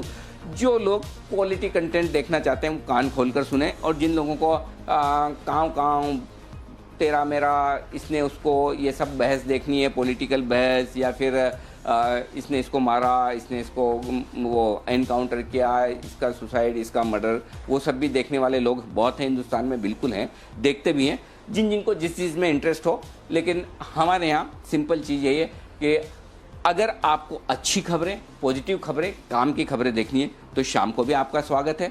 देश में कोरोना का ग्राफ जिस तरह से तेज़ी से बढ़ रहा है, नए नए मरीज जो मिल रहे हैं उनमें रिकॉर्ड नए बन रहे हैं, और जो ऐसे रिकॉर्ड जो आप और हम देखना नहीं चाहते हैं। और इस वक्त दुनिया में सबसे ज़्यादा कोरोना के मरीज हिंदुस्तान से आ रहे हैं। इस बीच Tata institute of fundamental research ने एक रिपोर्ट जारी की है, और उसमें नवंबर से उन्होंने कहा कि मरीजों की संख्या घटेगी। सितंबर, अक्टूबर, नवंबर, तो अच्छा नवंबर, पहली नवंबर भी मान लें तो भी सितंबर और अक्टूबर 2 महीने अभी भी बाकी है। TIFR ने 1 नवंबर से ऑफिस और ट्रांसपोर्टेशन को 100% खोल देने की और जनवरी 2021 से स्कूल शुरू करने की बात की।